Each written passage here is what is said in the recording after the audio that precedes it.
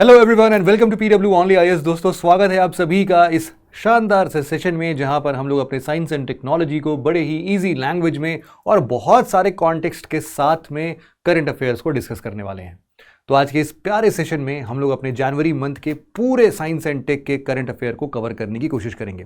बहुत सारे important articles हैं जिनके बारे में हमें डिस्कस करना है और उन सभी आर्टिकल्स को हम बड़े ही डिटेल्स में मेंस और प्रीलिम्स के पर्सपेक्टिव से जरूर से देखेंगे। आपको यहां पर सारे के सारे आर्टिकल्स दिख रहे होंगे। इसमें हम लोगों ने सबसे पहले इंडिया के स्पेस सेक्टर की बात बहुत ही डिटेल में की है। ये आर्टिकल आपके लिए बहुत ज्यादा इंपॉर्टेंट है क्योंकि आपके मेंस का आंसर अगर लिखना हो ना तो आपके लिए बेस्ट आर्टिकल है ये, तो यहां पर इसको जरूर से पढ़ना। इसके अलावा आपको एक SERS surface enhanced Raman spectroscopy के बारे में इंफॉर्मेशन मिलेगी। इसके बाद आपका डार्क ऑक्सीजन क्या होता है इसके बारे में वैसे तो हम लोग पहले भी चर्चा कर चुके हैं, बट एक बार फिर से रिवीजन हो जाएगा यार, तुम लोग का क्या दिक्कत है। फिर एक रोडामाइन बी से रिलेटेड एक बहुत इंपॉर्टेंट आर्टिकल है अपने पास। पोलियो का रिसर्जेंस देखने को मिल रहा है, फिर से पोलियो आ रहा है, यूरोप वगैरह में बहुत ज्यादा केसेस हैं, इसके बारे में वो समझेंगे। स्नेक बाइट एनवेनमिंग की बात हो रही है। एनवेनमिंग में मतलब इंडिया जो है वो वैसे तो देखो इन सबका कैपिटल माना जाता है जहां पर सबसे ज्यादा सांप के काटने से लोगों की मौत हो जाती है, तो उसके बारे में समझेंगे कि क्या वैक्सीन वगैरह डेवलप करते हैं, घोड़े का इसमें क्या इस्तेमाल है वगैरह वगैरह।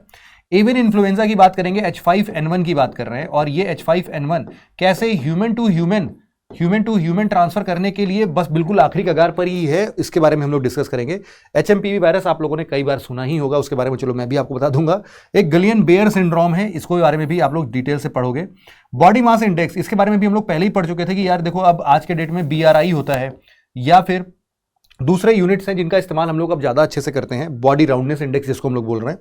फिर इसमें पार्कर सोलर प्रोब मिशन है ना, इसने भी एक वर्ल्ड रिकॉर्ड बनाया है सबसे हाईएस्ट स्पीड और सन के सबसे पास जाने का, तो इसके बारे में भी समझते हैं। फायरफ्लाई कॉन्स्टलेशन क्या चीज है, ये अपने इलॉन मस्क भैया के कुछ तो करतूत है, लेकिन देखते हैं क्या है उसके बारे में समझेंगे। और अगला है आपका scramjet engine for hypersonic missile, और बिल्कुल लास्ट में आपका विकास इंजन लिखा हुआ है। यहाँ पर विकास इंजन आप सबको पता है, हमने पढ़ा है कि ये आपके LVM-3 और GSLV Mark 2 और साथ ही साथ आपके PSLV, इन 3 जगह पर इस्तेमाल हो रहा है। तो क्या है ये विकास इंजन, और इससे रिलेटेड अभी एक नई न्यूज दुनिया जो अभी हमारे सामने आई है वो क्या है, इन सभी के बारे में हम डिटेल से समझेंगे। अगर ये सारी की सारी PPTs आपको चाहिए भाई तो आप इस टेलीग्राम चैनल पर आके हमसे कलेक्ट कर सकते हो। और बिना देरी किए अब चलो स्टार्ट करते हैं आज का अपना important session. Science and technology के फील्ड से सबसे पहला आर्टिकल जो आपके मेंस पर्सपेक्टिव से है, as we have already discussed, कितनी बार हम लोगों ने इस पर डिस्कशन कर लिया है। वैसे तो देखो कि हम लोग क्या करते हैं, हर बार हम लोग मेंस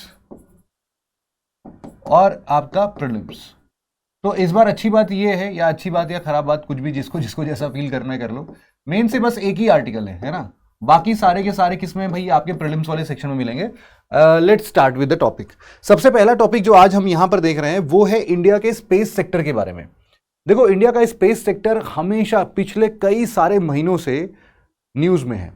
कभी मतलब आप पिछले कुछ सालों की बात करो ना तो बहुत सारे ऐसे चेंजेस आए हैं।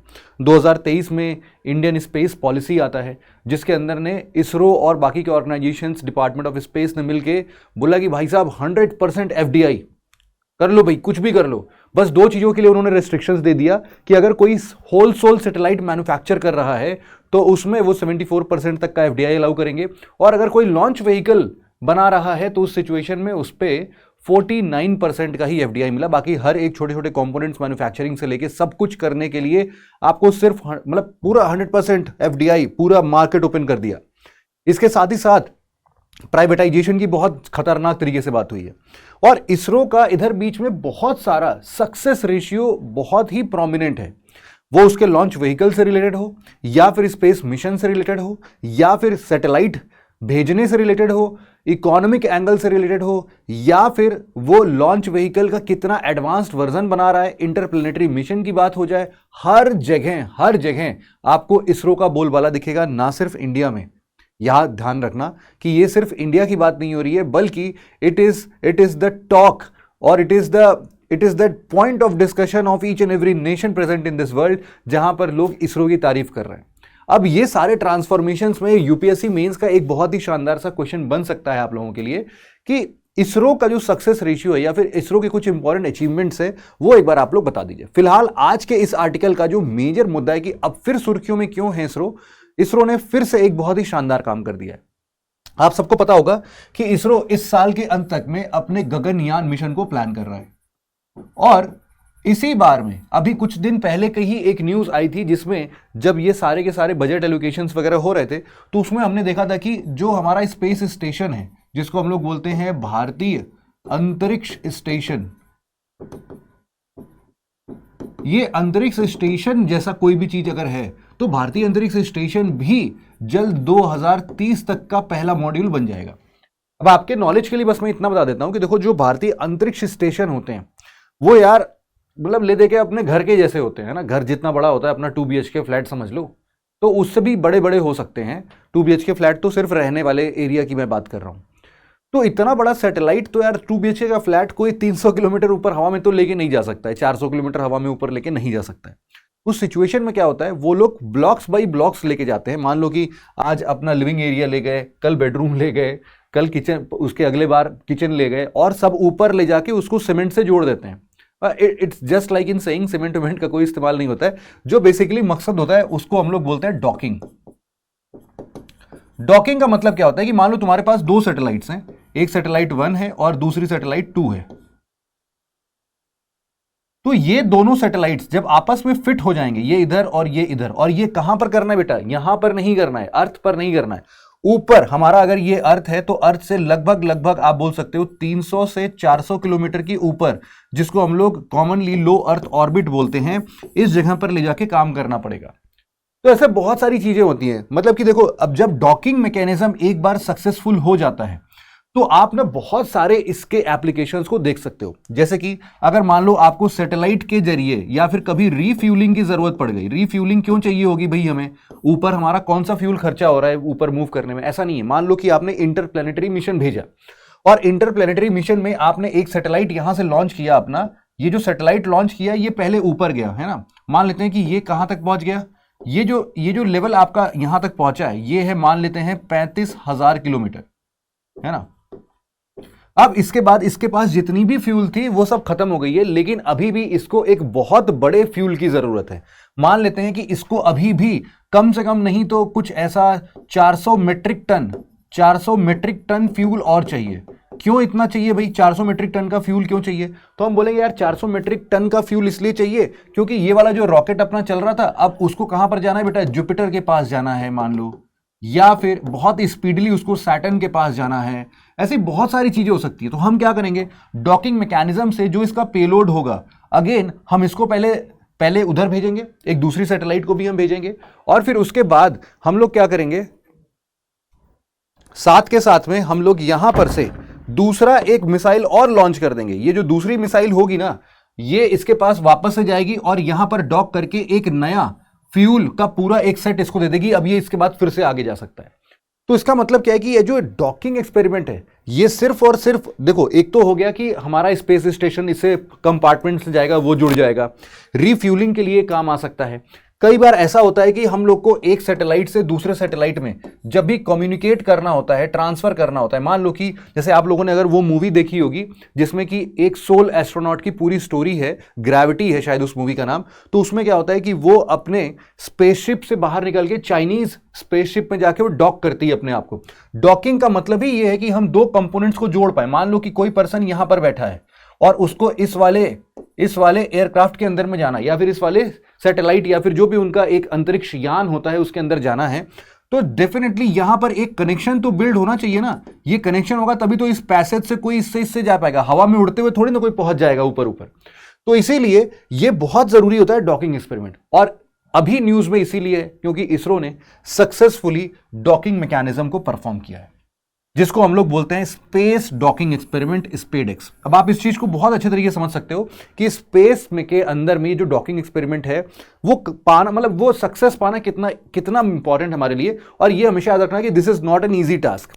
मतलब कि शुरुआती दिनों में जब हमने देखा कि इसको पहली बार जब हम लोग लॉन्च करने जा रहे थे तो we found some kind of misalignment, क्योंकि देखो ये सैटेलाइट बेटा ऊपर की दुनिया में जो दो सैटेलाइट्स हैं, these are not the stable ones. अगर आप यहां पर अर्थ देखते हो तो, और इसके ऊपर से अगर आप इसको कितना बोल रहे हो, 300 किलोमीटर के ऊपर बात कर रहे हो, तो 300 किलोमीटर के आसपास जो इसकी स्पीड होती है वो इतनी होती है कि वो 90 मिनट में ये पूरा चक्कर लगा लेती है ना।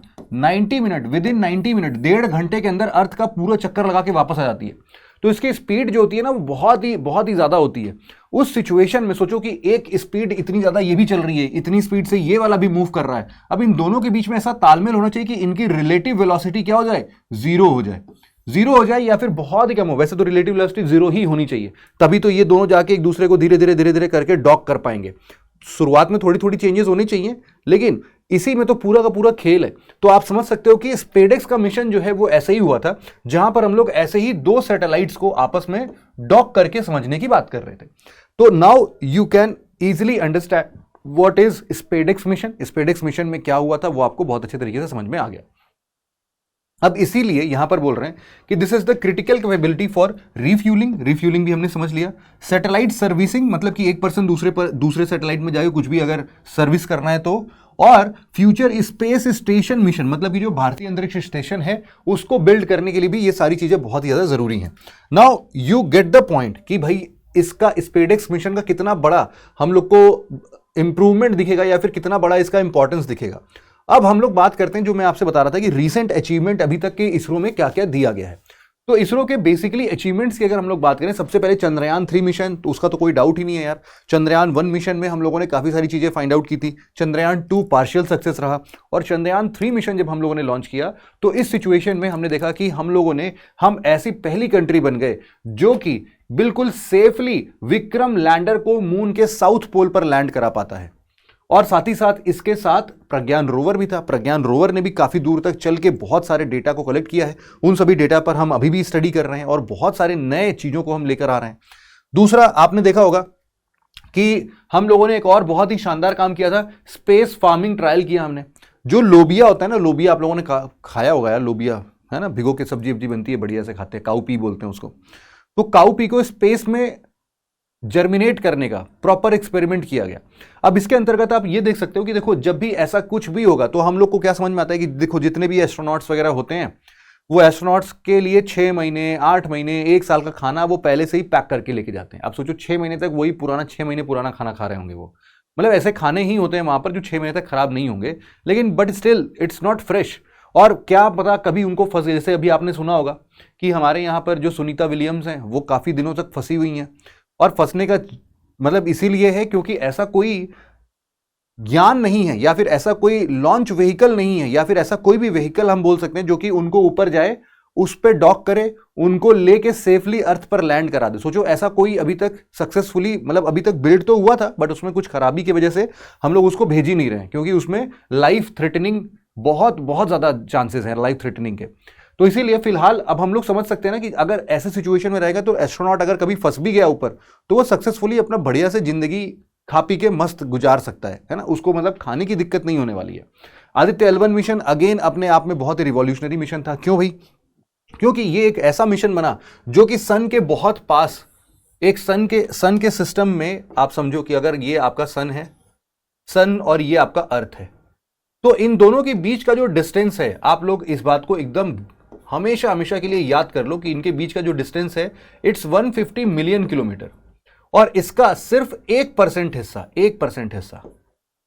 हिस्सा यहां पर एक सैटेलाइट हम लोगों ने फिट की है। यहां पर आप देख सकते हो ये वाला जो आप स्पेस देख रहे हो, ये स्पेस है जिसको हम लोग बोलते हैं L1। ये L1 कितनी दूरी पर है? तो हम बोल सकते हैं ये जो छोटा वाला स्पेस देख रहे हो दिस इज 1.5 मिलियन किलोमीटर। ये इतना दूर है, 1.5 मिलियन किलोमीटर अर्थ से दूर है और ये सन के हेलो ऑर्बिट में रोटेट कर रहा है। Hello orbit. अब हेलो ऑर्बिट में रोटेट करते करते ये सन की स्टडी कर रहा है, सन के सरफेस की स्टडी कर रहा है। आप सबको पता होना चाहिए कि जो हमारा सन है, सन का जो पूरा का पूरा स्ट्रक्चर है, हम लोग ऐसे बोलते हैं कि सबसे अंदर कोर है, उसके ऊपर आप जाओगे, कोर के ऊपर जाओगे, कोर वही है जहां पर न्यूक्लियर फ्यूजन रिएक्शन चल रहा है। इसके ऊपर जाओगे तो आपको एक रेडिएटिव जोन मिलेगा, उसके ऊपर आप जाओगे तो आपको एक कंडक्टिव जोन मिलेगा, और कंडक्टिव जोन के बाद आपको क्या मिलेगा भाई? फोटोस्फीयर मिलेगा। फोटोस्फीयर, इस फोटोस्फीयर के ऊपर एटमॉस्फेयर के जैसा आपको क्रोमोस्फीयर मिलता है, और उसके भी बाहर जाओगे तो आपको कोरोना दिखता है। अब आपको ये जान के हैरानी होगी कि जो सन का सरफेस है, सरफेस कहां पर है भाई? सरफेस देखो ये वाला हिस्सा, सरफेस का ये वाला हिस्सा जो है ये लगभग 6000 डिग्री सेल्सियस का तापमान रखता है। 6000 डिग्री सेल्सियस का तापमान, इतना ज्यादा आपको कैसे महसूस कराऊं मैं? वैसे तो आप फील नहीं कर पाओगे, लेकिन सोच सकते हो कि उतना गर्म जो कि हमारे अर्थ तक उतनी दूर मतलब 150 मिलियन किलोमीटर ट्रैवल करने के बाद भी वो हीट, दोपहर में, गर्मी के दिनों में आप वो सूरज से डायरेक्ट धूप ले नहीं सकते हो 1-2 मिनट से ज्यादा, है ना। आपको बहुत बहुत प्रॉब्लम होने लगती है। तो सोचो कि 6000 डिग्री सेल्सियस पहले तो कितना गर्म होगा। और दूसरा प्रॉब्लम ये है कि कोरोना का जो टेम्परेचर है, कोरोना का टेम्परेचर इज मोर देन, अगर हम लोग सी का टेम्परेचर देखें, कोरोना का temperature is more than the temperature of photosphere, photosphere से ज्यादा है। ये चीजें ना बड़ी बड़ी अजीबोगरीब गुत्थियां हैं। साथ ही साथ सन हमेशा और हमेशा सोलर विंड्स छोड़ता रहता है। वो सोलर विंड्स हमारे एटमॉस्फेयर के मैग्नेटिक स्फीयर को, मैग्नेटोस्फीयर को इंटरैक्ट करके काफी डिस्टर्ब करता है, तो उसके वजह से भी हमारे मैग्नेटिक पोल्स शिफ्ट होते हैं। तो ये सारी गुत्थियां जो है ना, ये सॉल्व करना है किसी न किसी तरीके से, और सन की प्रॉपर स्टडी, उनके सन के सरफेस की स्टडी, इनफैक्ट जो इनका फोटोस्फीयर है, इस फोटोस्फीयर पे आपको कई बार सन स्पॉट दिखता है। सन स्पॉट, ये सन स्पॉट जो है ये अपने कभी मैक्सिमा पर पहुंच जाता है और कभी अपने मिनिमा पर पहुंच जाता है। मतलब कि सन स्पॉट कभी कभी बहुत ज्यादा देखने को मिलता है, कभी कभी बहुत कम देखने को मिलता है। ये पूरा साइकिल लगभग 11 साल में रिपीट होता है। और जब भी सन स्पॉट बहुत ज्यादा होता है तो सन से बहुत ही ज्यादा बड़े अमाउंट में आयंस निकलते हैं, ऐसे आयंस जिसको हम लोग फोर्थ स्टेट ऑफ मैटर बोल सकते हैं, है ना। ये जो आयंस का फोर्थ स्टेट ऑफ मैटर है, प्लाज्मा जिसको हम लोग बोलते हैं, प्लाज्मा इतना ज्यादा निकलता है जो कि हमारे मैग्नेटिक फील्ड को बहुत ज्यादा डिस्टॉर्ट करता है। और ये इसका मैक्सिमा जो है 2025 में ही है इनफैक्ट। तो आप देख सकते हो कि कैसे मैग्नेटिक फील्ड इतनी ज्यादा इंड्यूस होंगी। जब भी मैग्नेटिक फील्ड बहुत ज्यादा इंड्यूस होती है तो हमारे सारे के सारे सैटेलाइट्स काम करना धीरे धीरे बंद हो जाते हैं। मतलब काफी उनमें ग्लिचेस आने लगते हैं कि 2 सेकंड के लिए कभी बंद हो गया, कभी 1 मिनट के लिए बंद हो गया, तो उससे बहुत बड़ा लॉस होता है हम लोग को। तो ये सबकी पढ़ाई कौन कर रहा है? आपका आदित्य L1 मिशन। तो आप समझ सकते हो कि इसकी इंपॉर्टेंस कितनी ज्यादा है। तो हमने समझा कि ये कोरोना की study, solar winds, magnetic storm, ये सब पढ़ने की बात करता है। एक्सपोसैट मिशन, देखो एक्सपोसैट मिशन इस पूरे विश्व का दूसरा ऐसा मिशन है जहां पर, इसका फुल फॉर्म क्या है? X-ray polarimetry satellite. X-ray polarimetry satellite ये इतना इंपॉर्टेंट इसलिए है क्योंकि ये बेसिकली आप समझ लो कि ब्रह्मांड का एक स्टडी करने गया है। ये जो ब्रह्मांड की स्टडी आप देख रहे हो ना, ये ब्रह्मांड की स्टडी कैसे करेगा? ये बेसिकली जो भी दूर दराज, मान लो कि कोई एक सोर्स है जिसका मान लो हमें कैप्चर करना है उसका फोटो। ये फोटो कैप्चर करने के लिए वो हमसे बहुत दूर है। लाइट की स्पीड आप लोग को पता है कितनी है? लाइट की स्पीड होती है लगभग 3 लाख किलोमीटर, 3 लाख किलोमीटर पर सेकेंड, लगभग इतनी है। अब सोचो कि इस स्पीड से अगर लाइट ट्रैवल करेगा तो उसको हो सकता है कि millions and billions of years लग जाएं। मतलब कि 10 लाख से 100 लाख साल लग जाएं अगर आप इस स्पीड पर चलोगे। इतनी दूर की चीजों की बात हो रही है। उतने दूर पर अगर कोई इवेंट हो रहा है, कोई भी मान लो 2 ब्लैक होल मर्ज कर रहा है, या फिर कभी हम लोग देखते हैं 2 न्यूट्रॉन स्टार कोलाइड कर रहे हैं, बहुत सारी चीजें हैं। उन इवेंट्स को कैप्चर करना अगर सही से है तो हम लोग को बहुत बार ऐसा होता है कि पोलारीमेट्री की जरूरत पड़ती है। तो ऐसे पोलारीमीटर की इस्तेमाल करते हुए हम लोग एक्सरे में, जैसे अभी विजिबल रे में नहीं, देखो जो हम लोग देख पाते हैं उसमें नहीं, एक्सरे वही चीज है जो हमारी हड्डियों का प्रॉपर एक्सरे निकालता है। एक्सरे इतना ज्यादा स्ट्रांग है कि वो हमारे स्किन को तो पूरा छान लेता है और सिर्फ हड्डियों से वो आर पार नहीं हो पाता है। तो इसीलिए वो जो भी हमारा एक्सरे का फोटो फिल्म होता है वहां पर हमारी हड्डियों पर कोई भी चेंजेस नहीं दिखते हैं, लेकिन बाकी जगहों पर एक्सरे उस प्लेट पर इंपैक्ट डालते हुए काफी सारा हमारा बॉडी स्ट्रक्चर वहां पर छाप देता है। तो इससे हम लोगों को काफी सारी इंपॉर्टेंट इंफॉर्मेशन हमारे शरीर के मिलते हैं। अब सोचो कि हमारे मसल्स को अगर ये भेद सकता है तो एटमॉस्फेयर के कितने सारे ऐसे छोटे छोटे डस्ट पार्टिकल्स, बादल, कहीं पर जो भी चीजें मिल रही होंगी उन सबको ये चीरता फाड़ता बिल्कुल सही इंफॉर्मेशन लेके आएगा उतने दूर तक भी। तो इसीलिए हम लोग एक्सरे में देखने की कोशिश करते हैं। ये स्ट्रॉन्ग रेज हैं, इसलिए अगर हम लोग कोई हल्की रेज को देखेंगे तो शायद वो ना मिले हमें। This is the point. तो ये भी काफी इंपॉर्टेंट है। इसके पहले अब आप देखोगे ना तो सिर्फ एक ही मिशन है नासा का जो कि आईपेक्स के नाम से, यहां पर आप देख सकते हो, ये नासा का इमेजिंग एक्सरे पोलारीमेट्री एक्सप्लोरर। ये जो आईपेक्स है बस यही एकमात्र ऐसा एक्सपोसैट के बराबर का दर्जा पाने वाला एक सैटेलाइट है। इंडिया ऐसा करने वाला दूसरा कंट्री बन चुका है। इसके अलावा आप देखना PSLV C56 की बात करो। PSLV C56 जो है ना अपना, वो भी कम मतलब कम नहीं है। इसमें आप देखना यहां पर आपके बुक में शायद ये 57 लिखा हुआ है, तो आप इसको जरा चेंज कर लेना, है ना। ये 56 होना चाहिए, यहां पर मिसप्रिंट हो गया है कि PSLV C56 जो है ना वो आपके SAR सैटेलाइट्स को लेके जा रहा है। SAR सैटेलाइट का फुल फॉर्म होता है सिंथेटिक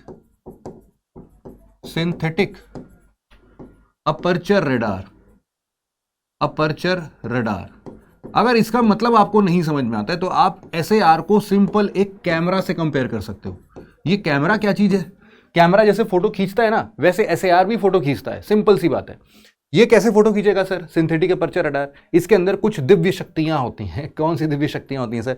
ये बादलों के आर पार भी देख के फोटो खींच सकता है ना। मतलब बीच में अगर आपका 300 किलोमीटर, मान लो ये आपका अर्थ है और इस अर्थ के ऊपर बहुत सारे बादल बन गए, है ना, ये बादल बन गए और आपका सैटेलाइट जो है वो यहां पर है, तो अब तो ये अर्थ को ऑब्जर्व ही नहीं कर पाएगा क्योंकि बीच में तो बादल आ गया। बादल के ऊपर देख पाते हो आप लोग? आप तो नहीं देख पाते हो, लेकिन ये SAR सैटेलाइट्स देख सकते हैं, है ना, जहां पर ये सिंथेटिक अपर्चर रडार बहुत ही क्लियर इमेजिंग करते हैं। उनको बैड वेदर कंडीशन हो या फिर कुछ भी हो तो उसमें कोई दिक्कत की बात नहीं होती।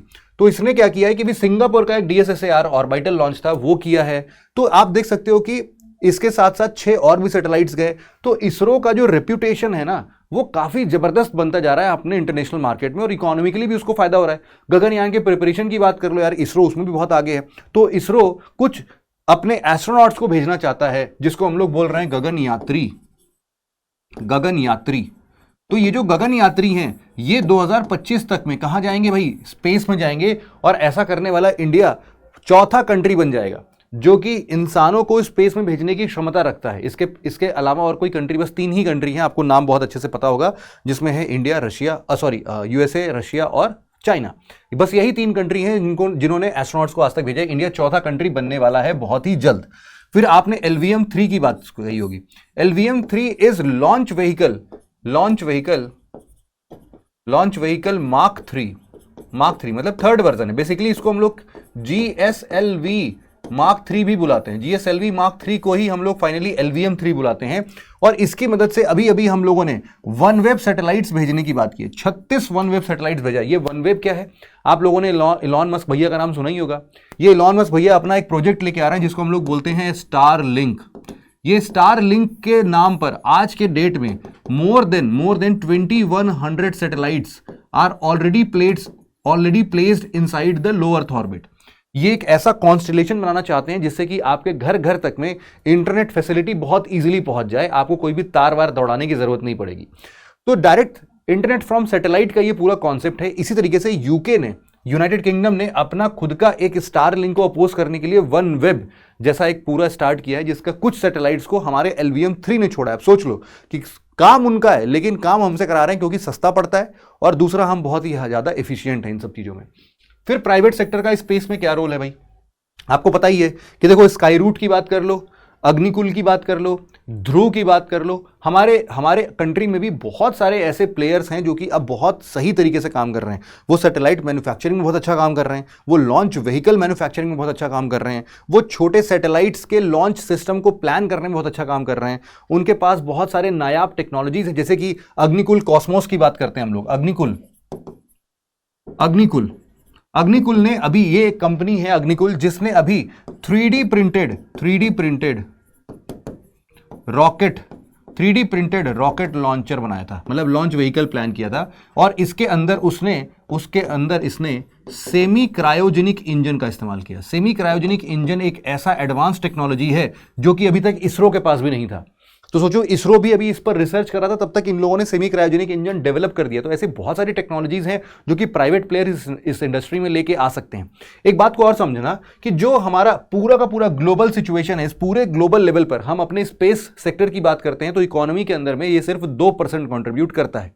बट आप हमेशा समझना कि इसके पास बहुत ही ज्यादा पोटेंशियल है। ऐसा माना जाता है कि आगे आने वाले समय पर हमारा जो स्पेस सेक्टर है वो कम से कम $40 ट्रिलियन की इकोनॉमी बन सकता है, मतलब बहुत बहुत बड़ा बन सकता है। तो इसीलिए ये सारी चीजें ना आप लोग जरा ध्यान से सुनना समझना। तो आगे चल के बहुत बहुत सारे चेंजेस आप देख सकते हैं। अब आप बोल सकते हो अग्निकुल कॉस्मोस की बात हमने कर ली ऑलरेडी।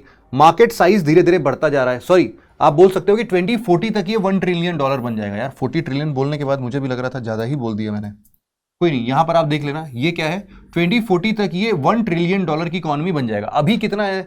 अभी तो बेटा बहुत ही कम है, मतलब मुश्किल से आप बोल सकते हो कुछ बिलियन डॉलर्स हैं, $6 बिलियन या $8 बिलियन के आसपास का ये पूरा मार्केट अभी इंडिया का है। बट 2040 तक बोल रहे हैं ये पूरा का पूरा ग्लोबल स्पेस इकोनॉमी इतना बन जाएगा। अभी तो 2% कॉन्ट्रीब्यूट कर रहा है, बट फ्यूचर में हम लोग ऐसा प्रेडिक्ट कर सकते हैं कि ये 10% से ज्यादा कॉन्ट्रीब्यूट करेगा अपना इसरो। तो आप समझ सकते हो कि कितना जबरदस्त काम कर रहा है ये। यहां पर आप अगर एक्सपैंडिंग मार्केट साइज की बात करो तो यहां पर छोटे सैटेलाइट्स के लॉन्चेस की बात कर लो, डेटा एनालिटिक्स हो, स्पेस बेस्ड इमेजिंग हो। अब ऐसे बहुत सारे, जैसे कि यहां पर देखना, एक पिक्सल कंपनी है, पिक्सल। कभी इसके वेबसाइट पर जाओगे तो आपको कोई भी नॉर्मल से नॉर्मल मैप अगर आप देखने की कोशिश करोगे तो आपको इतने कलरफुल और इतने वेरिएशंस में आपको एक ही मैप दिखा देगा कि आप इससे बहुत ही खतरनाक तरीके से डेटा एनालिटिक्स में काम ले सकते हो। मतलब बहुत ही शानदार है। अभी इसका जिक्र अभी आगे फिर से आएगा, है ना, पिक्सल का भी जिक्र फिर से आएगा आज के ही लेक्चर में, तो मैं आपको और डिटेल में बताऊंगा। फिर ग्लोबल पार्टनरशिप में देखा ही आपने, नासा और इसरो का सिंथेटिक अपर्चर रडार बनाने की बात हो रही है, तो वो भी काफी इंपॉर्टेंट है। तो इस तरीके से इसरो ने ना बहुत बहुत शानदार काम कर लिया यार। मतलब आपको अचीवमेंट शायद गिनाते गिनाते आपका 250 वर्ड लिमिट तो खत्म ही हो जाएगा। ये कभी भी इसके बहुत सारी चीजें खत्म नहीं होने वाली है, तो आप इस तरीके से देख सकते हो।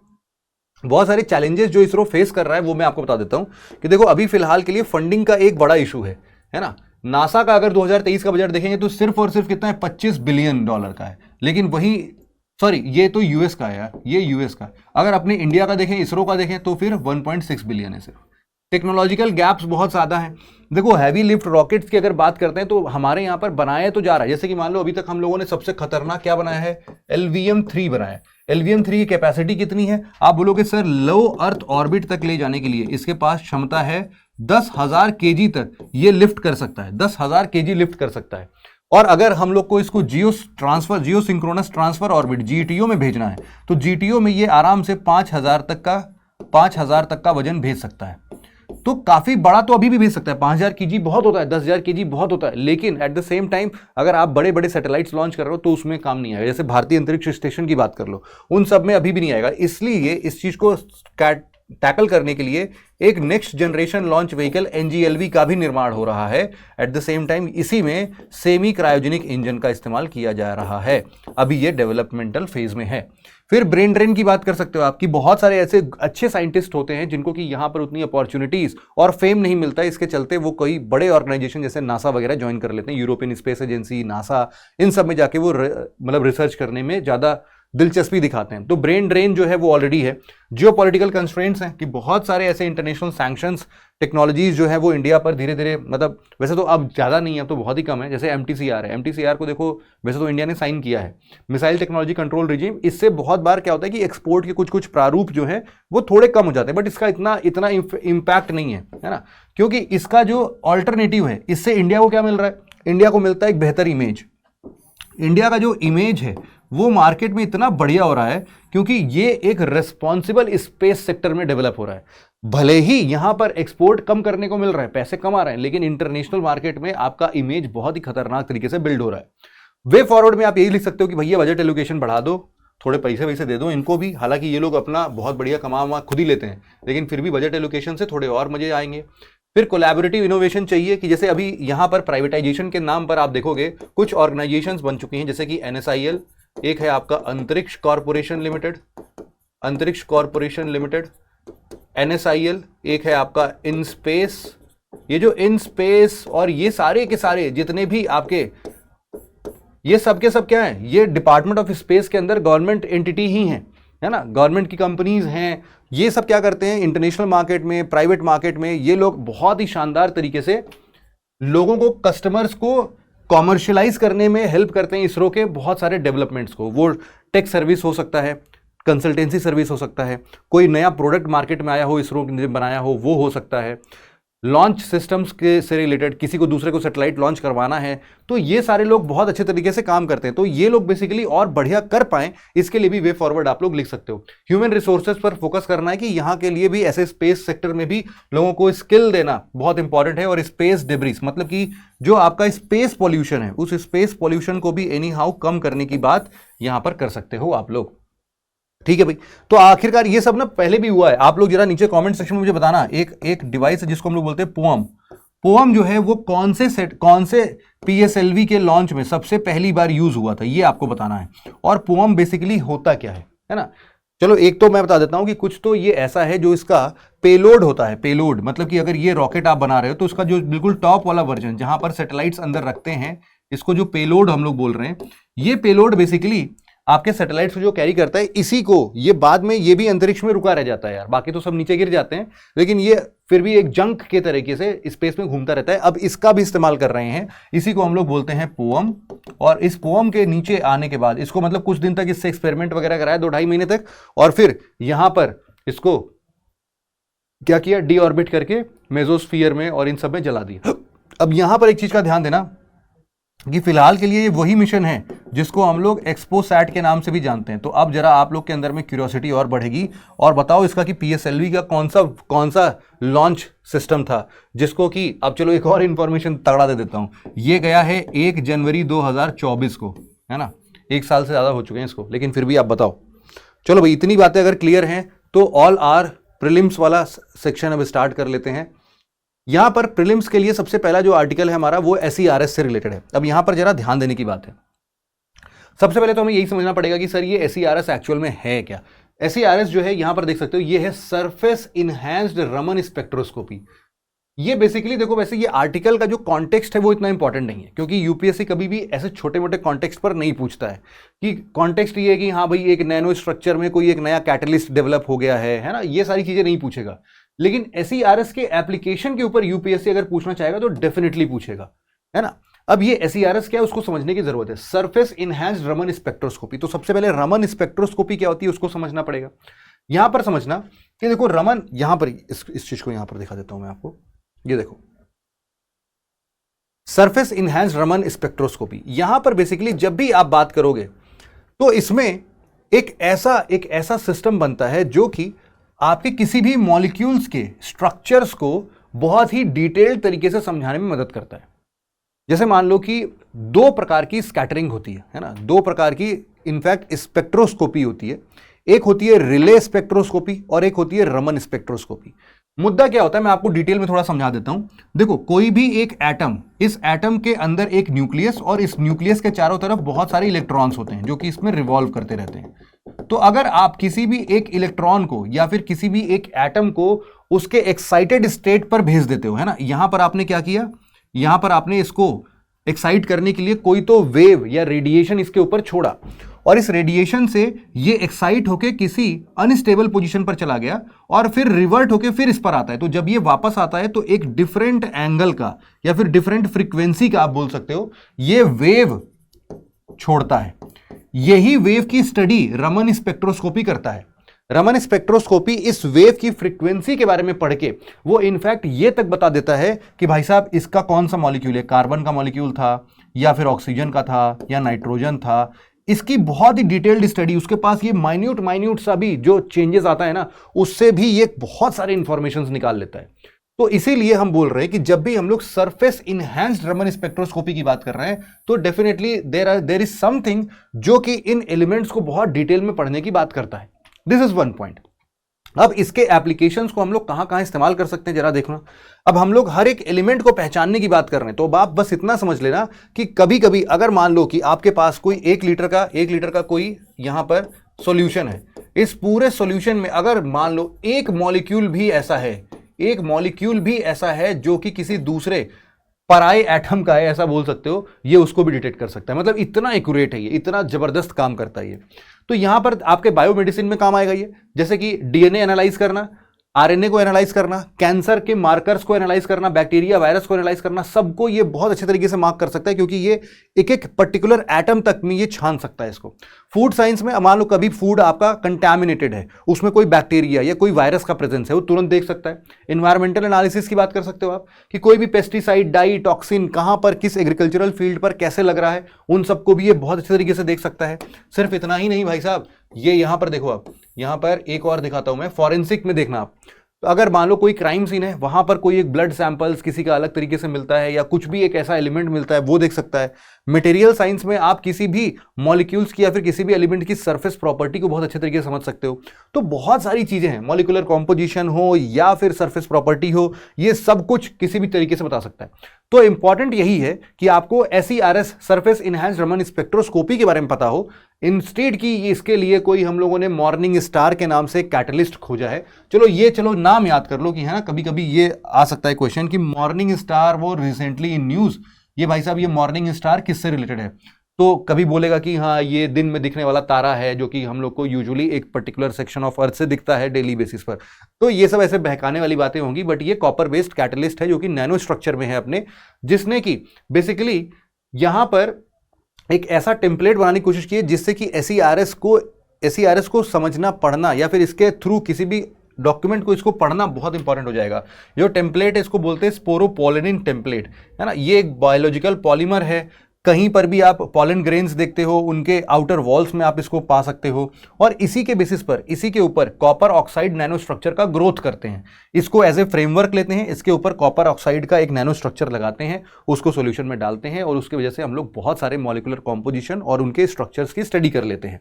This is the complete part. ठीक है भाई। तो अब इसके बाद जरा हम लोग देख सकते हैं क्या नेक्स्ट हमारा आर्टिकल है डार्क ऑक्सीजन को लेके। आपके सामने यहां पर डायग्राम में आपको पैसिफिक ओशन दिख रहा होगा, और यहां पर आपको दिख रहा होगा आपका हवाईयन आइलैंड। हवाईयन आइलैंड आपको पता ही है कि वॉल्केनिक आइलैंड है। वॉल्केनिक आइलैंड के साथ साथ यहां पर आपको शील्ड वॉल्केनोस देखने को मिलते हैं, और यहां पर आपको हमारे पूरे इस अर्थ का सबसे बड़ा शील्ड वॉल्केनो भी देखने को मिलता है। कौन सा है भाई? Shield volcano, active shield volcano बोल सकते हैं। एक्टिव शील्ड वॉल्केनो जो सबसे बड़ा देखने को मिलता है वो कौन सा है? मौना लोआ। इसके अलावा यहाँ पर और भी बहुत सारे वॉल्केनिक माउंटेन्स हैं, मौना किया, मौना लोआ, ऐसे बहुत सारे हैं। अब यहाँ पर हम लोग बात करते हैं कि इसी के जस्ट आगे बढ़ोगे तो आपको मेक्सिको दिखता है। मेक्सिको और हवाई के बीच में एक आपको ना एक फ्रैक्चर जोन देखने को मिलता है। ये फ्रैक्चर जोन क्या होता है? सबसे पहले तो मैं आपको ये बताता हूँ।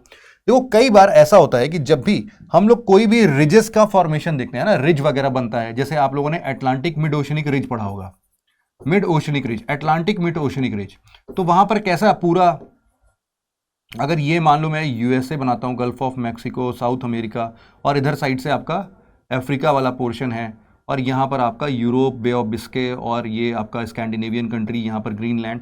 तो आपने ये देखा होगा कि बीच में एक ऐसा आपको प्रॉपर एस शेप में क्या दिखता है? एक आपको मिड ओशनिक रिज दिखता है कि नहीं भाई? यहाँ पर आप देखोगे तो कई सारे ऐसे ब्रेक्स आपको दिखेंगे। तो यहाँ पर आप देखना कि बिल्कुल इक्वेटर के पास में आपको एक फ्रैक्चर दिखता है। फ्रैक्चर मतलब क्या है कि मान लो कि कोई भी एक यहां पर चल रहा था, बट ये स्लाइड होके अब ऐसे चलने लगेगा। मतलब कि फ्रैक्चर पहले ऐसे डेवलप हो रहा था, मतलब मिड ओशनिक रिज ऐसे डेवलप हो रहा था, बीच में एक फ्रैक्चर आ गया। इसी फ्रैक्चर के हिसाब से हम लोग बोलते हैं कि ये बहुत ही डीप होता है, काफी गहरा होता है। वैसा ही एक फ्रैक्चर जोन यहां पर भी देखने को मिलता है, जिसको हम लोग बोलते हैं क्लैरियन क्लिपर्टन फ्रैक्चर जोन, क्योंकि दो फ्रैक्चर जोन्स हैं, एक है आपका क्लैरियन फ्रैक्चर जोन और दूसरा है आपका क्लिपर्टन फ्रैक्चर जोन। ये आपके ओशन के अंदर पाया जाता है। अब ये फेमस क्यों है? क्योंकि यहां पर आपको कई बड़े ही इंपॉर्टेंट पॉलीमेटेलिक नोड्यूल्स मिलते हैं। पॉलीमेटेलिक नोड्यूल्स के साथ साथ इसमें और भी बहुत सारे प्रकार के मैंगनीज नोड्यूल्स भी मिलते हैं। अब यहां पर एक्चुअल में बात क्यों हो रही है इसके पीछे, उसका रीजन ये है कि यहां पर ना एक डार्क ऑक्सीजन पाया जा रहा है यार। ये डार्क ऑक्सीजन क्या है? डार्क ऑक्सीजन समझ लो पूरे ब्रह्मांड में जो ऑक्सीजन की उत्पत्ति है, हम लोगों को लगता था कि आज तक के इस पूरे अर्थ पर जो भी ऑक्सीजन का प्रेजेंस आज तक दिखा है वो सिर्फ और सिर्फ फोटोसिंथेसिस के कारण में ही हुआ है। ये सिर्फ और सिर्फ किसके वजह से आया है? फोटोसिंथेसिस की वजह से आया है। फोटोसिंथेसिस में आप सबको पता ही है कि हम लोग क्या देखते हैं, 6CO2 प्लस C6H12O6 और सनलाइट के प्रेजेंस में, और क्लोरोफिल होना चाहिए, क्लोरोफिल पिगमेंट, और सनलाइट के प्रेजेंट में अगर देखेंगे तो यहां पर 6O2 प्लस 6H2O टाइप का कुछ यहां पर बनता है, वह दिखाई देता है हमें, है ना। तो अब यहां पर आप समझ सकते हो कि यार ये तो मतलब अजब ही चीज है यार, है ना। यहां पर आपको बहुत सारे ऐसे पोर्शंस में भी बात दिख रहे होंगे कि ऑक्सीजन तो यहां चलो मिल रहा है ना, ऑक्सीजन तो यहां पर हम लोग को बड़े ही शानदार तरीके से देखने को मिल रहा है। लेकिन इसके साथ साथ अगर हम लोग बात करें, यहां पर ऑक्सीजन के साथ साथ हम लोग को आज तक यही समझ में आता था कि this is the only source of oxygen. हमारे अर्थ पर जितना भी ऑक्सीजन है वो सिर्फ और सिर्फ इसी वजह से आया है, फोटोसिंथेसिस से ही आया है। क्योंकि जब हम लोग एटमॉस्फेयर की ओरिजिन पढ़ते हैं तो वहां पर आज से लगभग 240 मिलियन ईयर्स एगो की बात करते हैं, जब इस ब्रह्मांड में पहली बार साइनोबैक्टीरिया नाम से एक एनारोबिक बैक्टीरिया आया था। और ये एनारोबिक बैक्टीरिया बेसिकली क्या कर रहा था? ये एनारोबिक रेस्पिरेशन करते हुए, मैं फोटोसिंथेसिस कर रहा था वैसे तो ये इसके अंदर में क्लोरोफिल पिगमेंट था, और उस टाइम पर सूरज की रोशनी जो भी पड़ रही थी उस क्लोरोफिल पिगमेंट से हमारे एटमॉस्फेयर में खतरनाक कार्बन डाइऑक्साइड उस टाइम पर भी था, तो उसके हिसाब से ये ऑक्सीजन प्रोड्यूस करना स्टार्ट करता है। तो ये सारी बातें जो है वो साइनोबैक्टीरिया के लिए थी। ये हमें लगता था कि यही एक मुद्दा है जिससे कि ऑक्सीजन हमारे अर्थ पर आया है, जो कि आज के डेट में 20.8% के आसपास हो चुका है। हाँ, ऑक्सीजन मतलब ये हाईएस्ट नहीं है, हाईएस्ट वैसे तो देखो 32% तक भी गया था, बट वो एक एज था, जुरासिक एज के जस्ट पहले की बात है। लेकिन यहां पर अब स्टेबल है, 20-21% पर स्टेबल है। तो यही एक सोर्स था, लेकिन नहीं, ऐसा नहीं है। हम लोग को ये समझ में आ रहा है कि इसके डीपर इनसाइड द ओशन है ना, बहुत गहराइयों में जब हम जा रहे हैं, 11 किलोमीटर के अंदर जा रहे हैं, या फिर हम लोग 10 किलोमीटर की गहराइयों में जा रहे हैं, तो हम लोग को वहां पर भी ऑक्सीजन मिल रहा है, ऑक्सीजन मिल रहा है। ये ऑक्सीजन कैसे मिल रहा है? तो हमने बोला कि देखो क्या हो रहा है कि यहां पर जो ये पॉलीमेटेलिक नोड्यूल्स हैं, मैंगनीज नोड्यूल्स हैं, इनसे एक्चुअल में ऊपर के ओशन के सरफेस में और नीचे के ओशन के सरफेस में, अगर हम ये ओशन का डेप्थ दिखा रहे हैं, ये मान लेते हैं कि हमारा जो डेप्थ है ये मान लो 6 किलोमीटर होगा, यहां पर आगे बढ़ते हैं तो ये कितना होगा, ये मान लेते हैं 10 किलोमीटर होगा, तो या फिर और पास पास भी ले सकते हो आप। एक मैं क्लैरिटी देने के लिए आपको बता रहा हूं सिर्फ कि यहां पर चूंकि टेम्परेचर का डिफरेंस है, यहां पर टेम्परेचर ज्यादा है या फिर टेम्परेचर यहां पर कम है, ऐसा कुछ भी हो सकता है। लेकिन इतना ज्यादा वैसे हम लोगों ने ये भी पढ़ा है कि टेम्परेचर बहुत ज्यादा वेरी करता नहीं है, बट फिलहाल आप ये समझ सकते हो कि इस टेम्परेचर डिफरेंस की वजह से यहां पर इन लोग के अंदर में एक वोल्टेज डेवलप हो जाता है, एक वोल्टेज डेवलप हो जाता है, वोल्टेज डिफरेंस क्रिएट होता है। और इस वोल्टेज डिफरेंस को जब भी, जैसे आसमान में हम लोग बादल कड़कते हुए देखते हैं ना, समझ लो यहां पर ऐसा कोई बिजली तो नहीं बन रहा होगा, लेकिन ये वोल्टेज कभी कभी क्या करता है, एक प्रोसेस जिसको हम लोग बोलते हैं इलेक्ट्रोलाइसिस। इलेक्ट्रोलाइसिस, ये इलेक्ट्रोलाइसिस का काम क्या है, H2O मॉलिक्यूल को, अब अंदर तो पूरा पानी ही पानी है ना, H2O को हाइड्रोजन और ऑक्सीजन में कन्वर्ट करना। तो ये वाला जो ऑक्सीजन बन रहा है, इसी ऑक्सीजन को, जो कि समुद्र के इतनी गहराइयों में वाटर के इलेक्ट्रोलाइसिस से बन रहा है। क्यों बन रहा है भाई? टेम्परेचर के डिफरेंस से वोल्टेज क्रिएट हो जा रहा है, उससे बिजली पैदा हो रही है, और बिजली के पैदा होने से यहां पर अगर हम लोग ऐसी चीजें देख रहे हैं तो उसी को हम लोग क्या बोले, डार्क ऑक्सीजन। और ये हमारे हिस्ट्री के सभी प्रकार के जो ऑक्सीजन या इन्वायरमेंट का डेवलपमेंट है, एटमॉस्फेयर का डेवलपमेंट है, उसके ऊपर एक बहुत बड़ा क्वेश्चन मार्क लगाता है। इसीलिए ये आर्टिकल काफी इंपॉर्टेंट हमारे लिए हो जाता है। ये पूरा हो गया अपने लिए भाई, है ना, ये सब कुछ मैंने बता दिया। इलेक्ट्रोकेमिकल एक्टिविटी हो गया आपका, और हाइड्रोजन ऑक्सीजन में कन्वर्ट करने को बता दिया मैंने, सब बता दिया मैंने। ये भी बता दिया कि क्लैरियन क्लिपर्टन जोन कहां पर मिलता है। यहां पर देख सकते हो कि पॉलीमेटेलिक नोड्यूल के साथ मैग्नीज, निकल, कॉपर और कोबाल्ट के नोड्यूल्स भी आपको देखने को मिलते हैं। अगला आर्टिकल हमारा है बुढ़िया के बाल, है ना। ये बुढ़िया का बाल क्या है भाई? हम लोग खाते हैं बड़े मजे से, बहुत मजा आता है सर। इतना बड़ा बड़ा पॉलीथीन में अगर इसको पूरा ऐसे पिचका देंगे तो इतना बड़ा गोली बनेगा बस, ये उसको भी हम खा सकते हैं, लेकिन इसको खाने में ज्यादा मजा आता है। आप लोगों ने होली के टाइम पर ना एक रंग देखा होगा, जो कि दिखने में तो हरे रंग का होता है ना, हरे रंग का होता है, लेकिन जैसे ही आप उसको पानी में घोलते हो वो पिंक कलर का हो जाता है। देखा है क्या? बहुत ही कॉमन सा है ना, कि वो ऐसे तो हरे रंग का रहता है, हरे रंग का रहता है, लेकिन जैसे ही बहुत डार्क ग्रीन होता है, ये वाला ग्रीन नहीं, लेकिन जैसे ही आप उसको घोलते हैं पानी में घुलने के बाद वो पूरा पिंक कलर का दिखने लगता है ना, पिंक कलर का दिखने लगता है। तो एक्चुअल में ना ऐसा ही कुछ एक एलिमेंट यहां पर है जिसको हम लोग बोलते हैं रोडामिन बी। रोडामिन बी बेसिकली खाने के लिए इस्तेमाल में नहीं आना चाहिए, और इनफैक्ट अगर आप FSSAI एक्ट 2006 के अंतर्गत देखोगे तो ये बैंड है, लेकिन फिर भी ऐसे चीजों में काफी हद तक हम लोग रोडामाइन बी का इस्तेमाल करते हैं। ये ना सिर्फ हमारे डीएनए को डैमेज करता है, बल्कि कैंसर कॉजिंग एजेंट के जैसा भी ट्रीट होता है। तो इसीलिए पूरा आर्टिकल आया था कि कैसे हम लोग का जो रोडामाइन बी है वो कैसे हमारे लिए काफी ज्यादा परेशानी का कारण बन रहा है, हेल्थ रिस्क बना रहा है, और इलीगली खानों में यूज हो रहा है। अब यहां पर इसकी खासियत क्या होती है, फ्लूरोसेंस माइक्रोस्कोपी, कि जब भी इसको हम थोड़ा हल्के मतलब बहुत ही कम अमाउंट में यूज करते हैं तो ये फ्लूरोसेंट पिंक कलर बना देता है, जैसे जो बुढ़िया के बाल का कलर आप देख रहे थे भी। तो रेगुलेशंस जो है ऑलरेडी बने हुए हैं, बट स्टिल हम लोग देखते हैं कि यार ये अभी भी ऐसे इस्तेमाल में आ ही रहा है। इफेक्ट क्या क्या है मैंने बता दिया आपको। डीएनए डैमेज हो सकता है आपका जो सेरेबेलम टिश्यू डैमेज है, मतलब ये सेरेबेलम, तो ये सेरेबेलम जो है वो भी काफी हद तक प्रॉब्लम सिचुएशन क्रिएट कर सकता है। ट्यूमर डेवलप हो सकता है, ये ट्यूमर आगे चल के कैंसर में भी आगे बढ़ सकता है। ऑक्सीडेटिव स्ट्रेस लेके आ सकता है, जैसे हम लोग बोलते नहीं कि भाई ग्रीन टी पियो, ग्रीन टी पीने से क्या होता है, वो एंटीऑक्सीडेंट जैसा काम करता है। वो एंटीऑक्सीडेंट क्या करता है यार, आपके शरीर के अंदर जो फ्री रेडिकल्स डेवलप होते हैं, वो फ्री रेडिकल्स आपके शरीर में बहुत घातक होते हैं, आपके टिश्यूज को बर्बाद करते हैं, वो लोग बहुत सारे प्रॉब्लम क्रिएट करते हैं। तो एंटीऑक्सीडेंट उन फ्री रेडिकल्स को न्यूट्रलाइज कर देता है।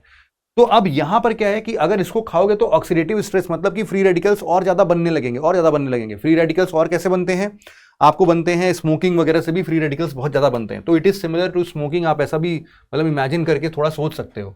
अब यहां पर आप देखना कि जो भी आज के डेट में हमारे FSSAI food product standard and food regulation act के अंतर्गत, एडिटिव रेगुलेशन 2011 के अंतर्गत कुछ ही permitted synthetic colour agents use होते हैं। तो जब भी घर के अंदर में कभी बूंदी के लड्डू खाओ आप लोग, कभी गाजर का हलवा खाओ आप लोग, या फिर जिसमें भी ऐसे कलर मिलते हैं ना, ऑरेंज कलर मिला देते हैं, कभी रेड कलर मिला देते हैं, उसमें ये डब्बे के पीछे जरूर देख लेना कि रेड में क्या मिल रहा है, पॉन्सिया 4 और कार्मोजीन एरिथ्रोसिन, या फिर येलो में टार्टजीन, सनसेट येलो, FCF, ब्लू में इंडिगो कार्मीन, ये सारी चीजें हैं क्या? तो अगर ये है तो यही परमिटेड कलर्स हैं। अगर इसके अलावा कुछ भी उसमें पड़ा हुआ है कलर एजेंट के तौर पर, तो वो कलरिंग एजेंट समझ लो आपके हेल्थ के लिए बहुत खतरनाक हो सकता है। तो not just from the UPSC perspective, but आपके जनरल नॉलेज के लिए भी ये सारे एलिमेंट्स अब ऐसे याद तो नहीं होंगे, लेकिन हाँ 2-4 बार इसको पढ़ने की कोशिश करोगे तो थोड़ा आइडिया लग जाएगा। तो इससे मिलता जुलता अगर कुछ भी पढ़ोगे तो एटलीस्ट आपको याद हो जाएगा कि भाई साहब ये चीज खा सकते हैं या फिर ये चीज नहीं खाना चाहिए। ठीक है भाई, अब इसके आगे हम थोड़ा बढ़ते हैं। यहां पर है अपना अगला आर्टिकल है रिसर्जेंस ऑफ पोलियो से रिलेटेड। तो अभी अभी WHO के रिपोर्ट के अनुसार कुछ ऐसे वाइल्ड पोलियो वायरस का और वैक्सीन डेराइव्ड पोलियो वायरस का कुछ सैंपल एनवायरनमेंट से कलेक्ट किया गया है।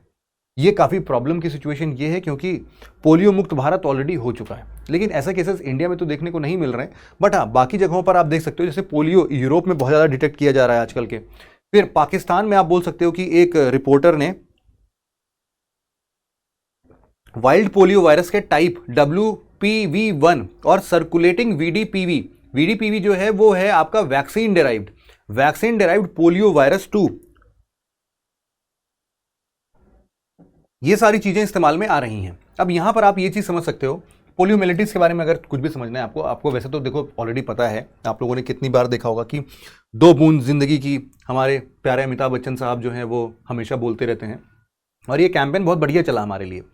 लेकिन यहां पर बेसिकली हम लोग क्या कर रहे हैं कि पोलियोमेलिटिस जो है एक प्रकार का वायरल डिसीज है। सबसे पहले तो आप ये समझ लेना, यहां पर आप देखोगे जो HIV नहीं, पोलियो का ये जो वायरस है, ये पोलियो का वायरस, अब आप मुझे नीचे कमेंट सेक्शन में करके बताओ ना, ये मैंने आपको कई बार ऑलरेडी बताया हुआ है कि ये वायरस जो होते हैं वो 2 प्रकार के होते हैं। एक होता है आपका एडिनो वायरस, एक होता है आपका क्या एडिनो वायरस, और एक होता है आपका रेट्रो वायरस।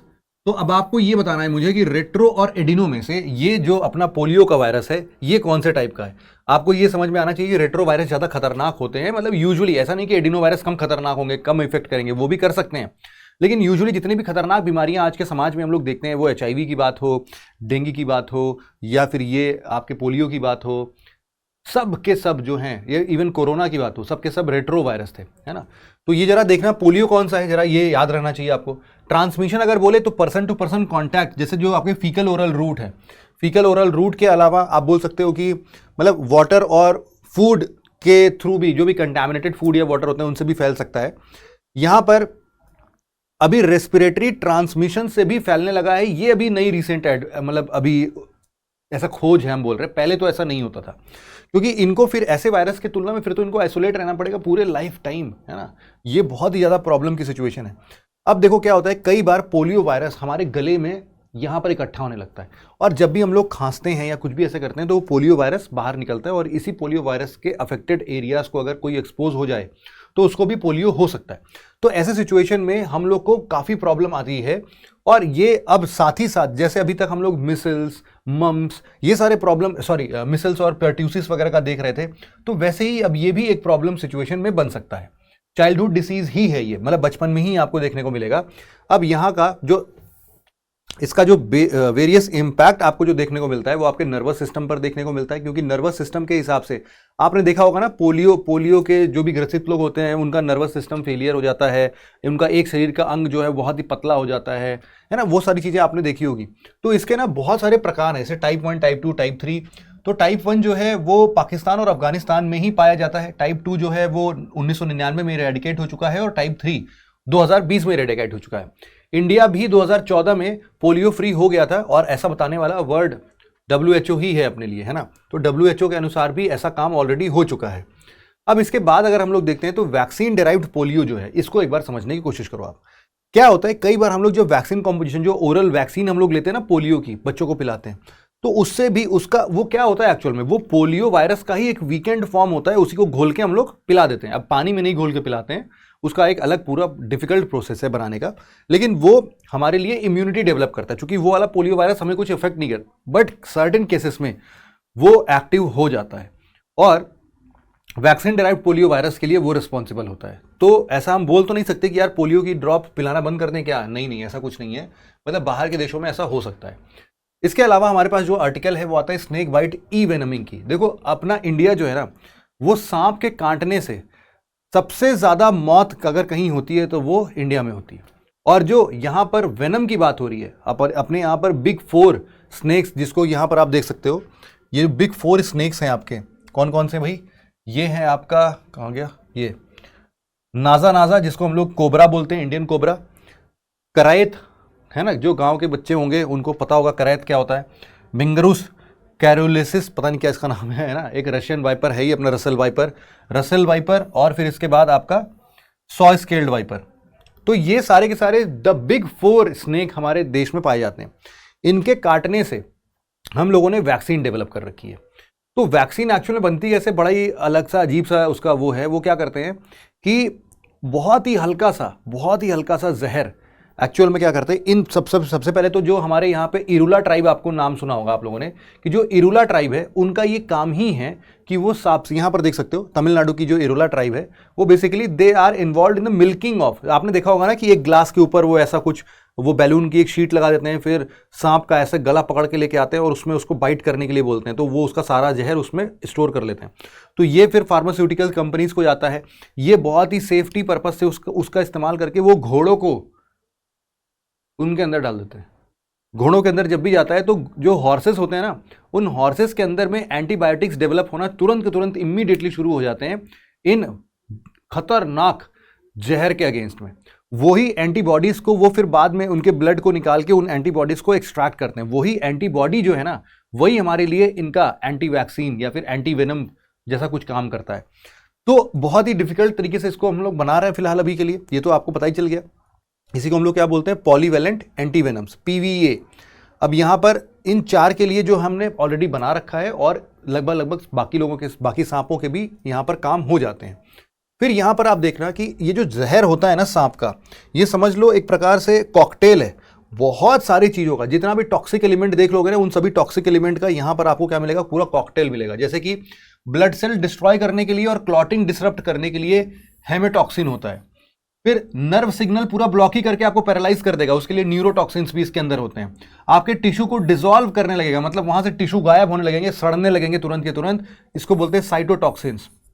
तो साइटोटॉक्सिन, न्यूरोटॉक्सिन और हेमेटॉक्सिन, ये सब मिला के सांप का जहर बनता है। तो वेनम जो होते हैं वो अपने आप में इसीलिए इतना खतरनाक होते हैं कि आते ही इंसान या तो मर जाता है या तो उसका एक बड़ा हिस्सा शरीर का जो है वो पैरालाइज हो जाता है।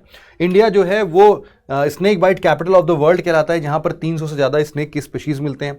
सबसे ज़्यादा स्नेक से काटने के लिए जो वैक्सीन डेवलपमेंट उसका प्रोडक्शन है वो भी इंडिया में है पूरे वर्ल्ड में, और सबसे ज़्यादा कंजम्पशन भी इस चीज़ का पूरे वर्ल्ड में कहाँ पर है, इंडिया के अंदर में है। तो ये सारी बातें हो गई अपनी। अगला आर्टिकल जो है वो हमारा एवियन इन्फ्लुएंजा से रिलेटेड है। एवियन इन्फ्लुएंजा को आप समझ सकते हो कि देखो H5N1 की आप बात कर सकते हो, है ना, H5N1 बेसिकली होते क्या है, तो आप देखना कि ये बेसिकली 2 प्रोटीन्स हैं। H5N1 जो है वो सबसे पहले पक्षियों को होने वाले एक प्रकार की बीमारी है ना, उनका एक समझ लो कि मतलब एक ऐसा वायरस है एक तरीके से, ये एवियन इन्फ्लुएंजा वायरस, जो कि उन पक्षियों के मौत का कारण बनता है। अब यहां पर पहली बार महाराष्ट्र में एक ऐसा केस मिला है जो कि जानवरों में भी अब एवियन इन्फ्लुएंजा के केसेस देखने को मिलने लगे। अब ये इतना चिंता का कारण क्यों हमारे लिए यार, क्योंकि देखो अब ह्यूमन ज़्यादा दूर नहीं है फिर इस चीज़ के। अभी तक एवियन इन्फ्लुएंजा हम लोग बोलते थे कि ह्यूमन के अंदर में, आज के डेट में भी आप ऐसा बोलो कि ह्यूमन के अंदर या फिर ह्यूमन को अफेक्ट नहीं कर सकता है। एक्चुअल में क्या होता है कि जितने भी प्रकार के ऐसे वायरस वगैरह होते हैं ना, दे यूज टू म्यूटेट देमसेल्फ, उनका म्यूटेशन होता है। ये जो म्यूटेशन होता है, इस म्यूटेशन के थ्रू वो अपने आप को इस तरीके से अपने जेनेटिक चेंजेस करते हैं जिससे कि लगभग सभी लोग को वो अफेक्ट कर सके। तो अभी तक पक्षियों करते थे, अब जानवरों करने लगे। साइंटिस्ट का ये मानना है कि it is just 1 mutation behind, जब ऐसा भी दिन आएगा कि ये एवियन इन्फ्लुएंजा जो है वो इंसानों तक होने लगेगा और आगे चल के ये ह्यूमन टू ह्यूमन ट्रांसफर भी होगा।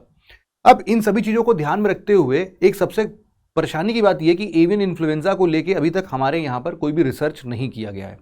वर्ल्ड हेल्थ ऑर्गेनाइजेशन WHO के द्वारा भी ऐसा कोई भी मतलब बेसिक स्टेप्स नहीं लिए जा रहे हैं इस एवियन इन्फ्लुएंजा को कम करने के लिए। तीसरी बात, इसका आज तक कोई भी ऐसा वैक्सीन डेवलपमेंट नहीं हुआ है। इसका जो भी हमारा ट्रीटमेंट होगा उसका प्रॉपर मेडिकेशन पता ही नहीं है किसी को।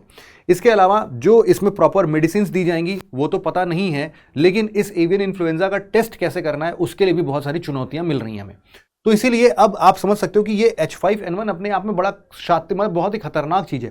H5N1 जो है ये बेसिकली दो आपके प्रोटीन्स होते हैं, इसको आप यहां पर देख सकते हैं। H स्टैंड्स फॉर हेमाग्लूटिनिन और N स्टैंड्स फॉर न्यूरामिनिडेज। तो इसके हेमाग्लूटिनिन की अगर बात करोगे तो उसके 18 वेरिएंट होते हैं, और सिमिलरली अगर आप लोग न्यूरामिनिडेज की बात करोगे तो उसके 11 वेरिएंट होते हैं। तो इसीलिए H5N1 उसके लिए एक अलग तरीका है। जैसे आपने H1N1 सुना होगा, H5N1 सुना होगा, तो ऐसे ही है। Avian influenza bird to bird हो सकता है, नेजल सिक्रेशन से हो, उनके सलाइवा कांटेक्ट से हो, डायरेक्ट कांटेक्ट हो जाए, या फिर उनके फेसेस जो होते हैं, जो वो लोग एक्सक्रीटा निकालते हैं, उसको अगर किसी पक्षी ने खा लिया तो ये सब बोल सकते हो आप।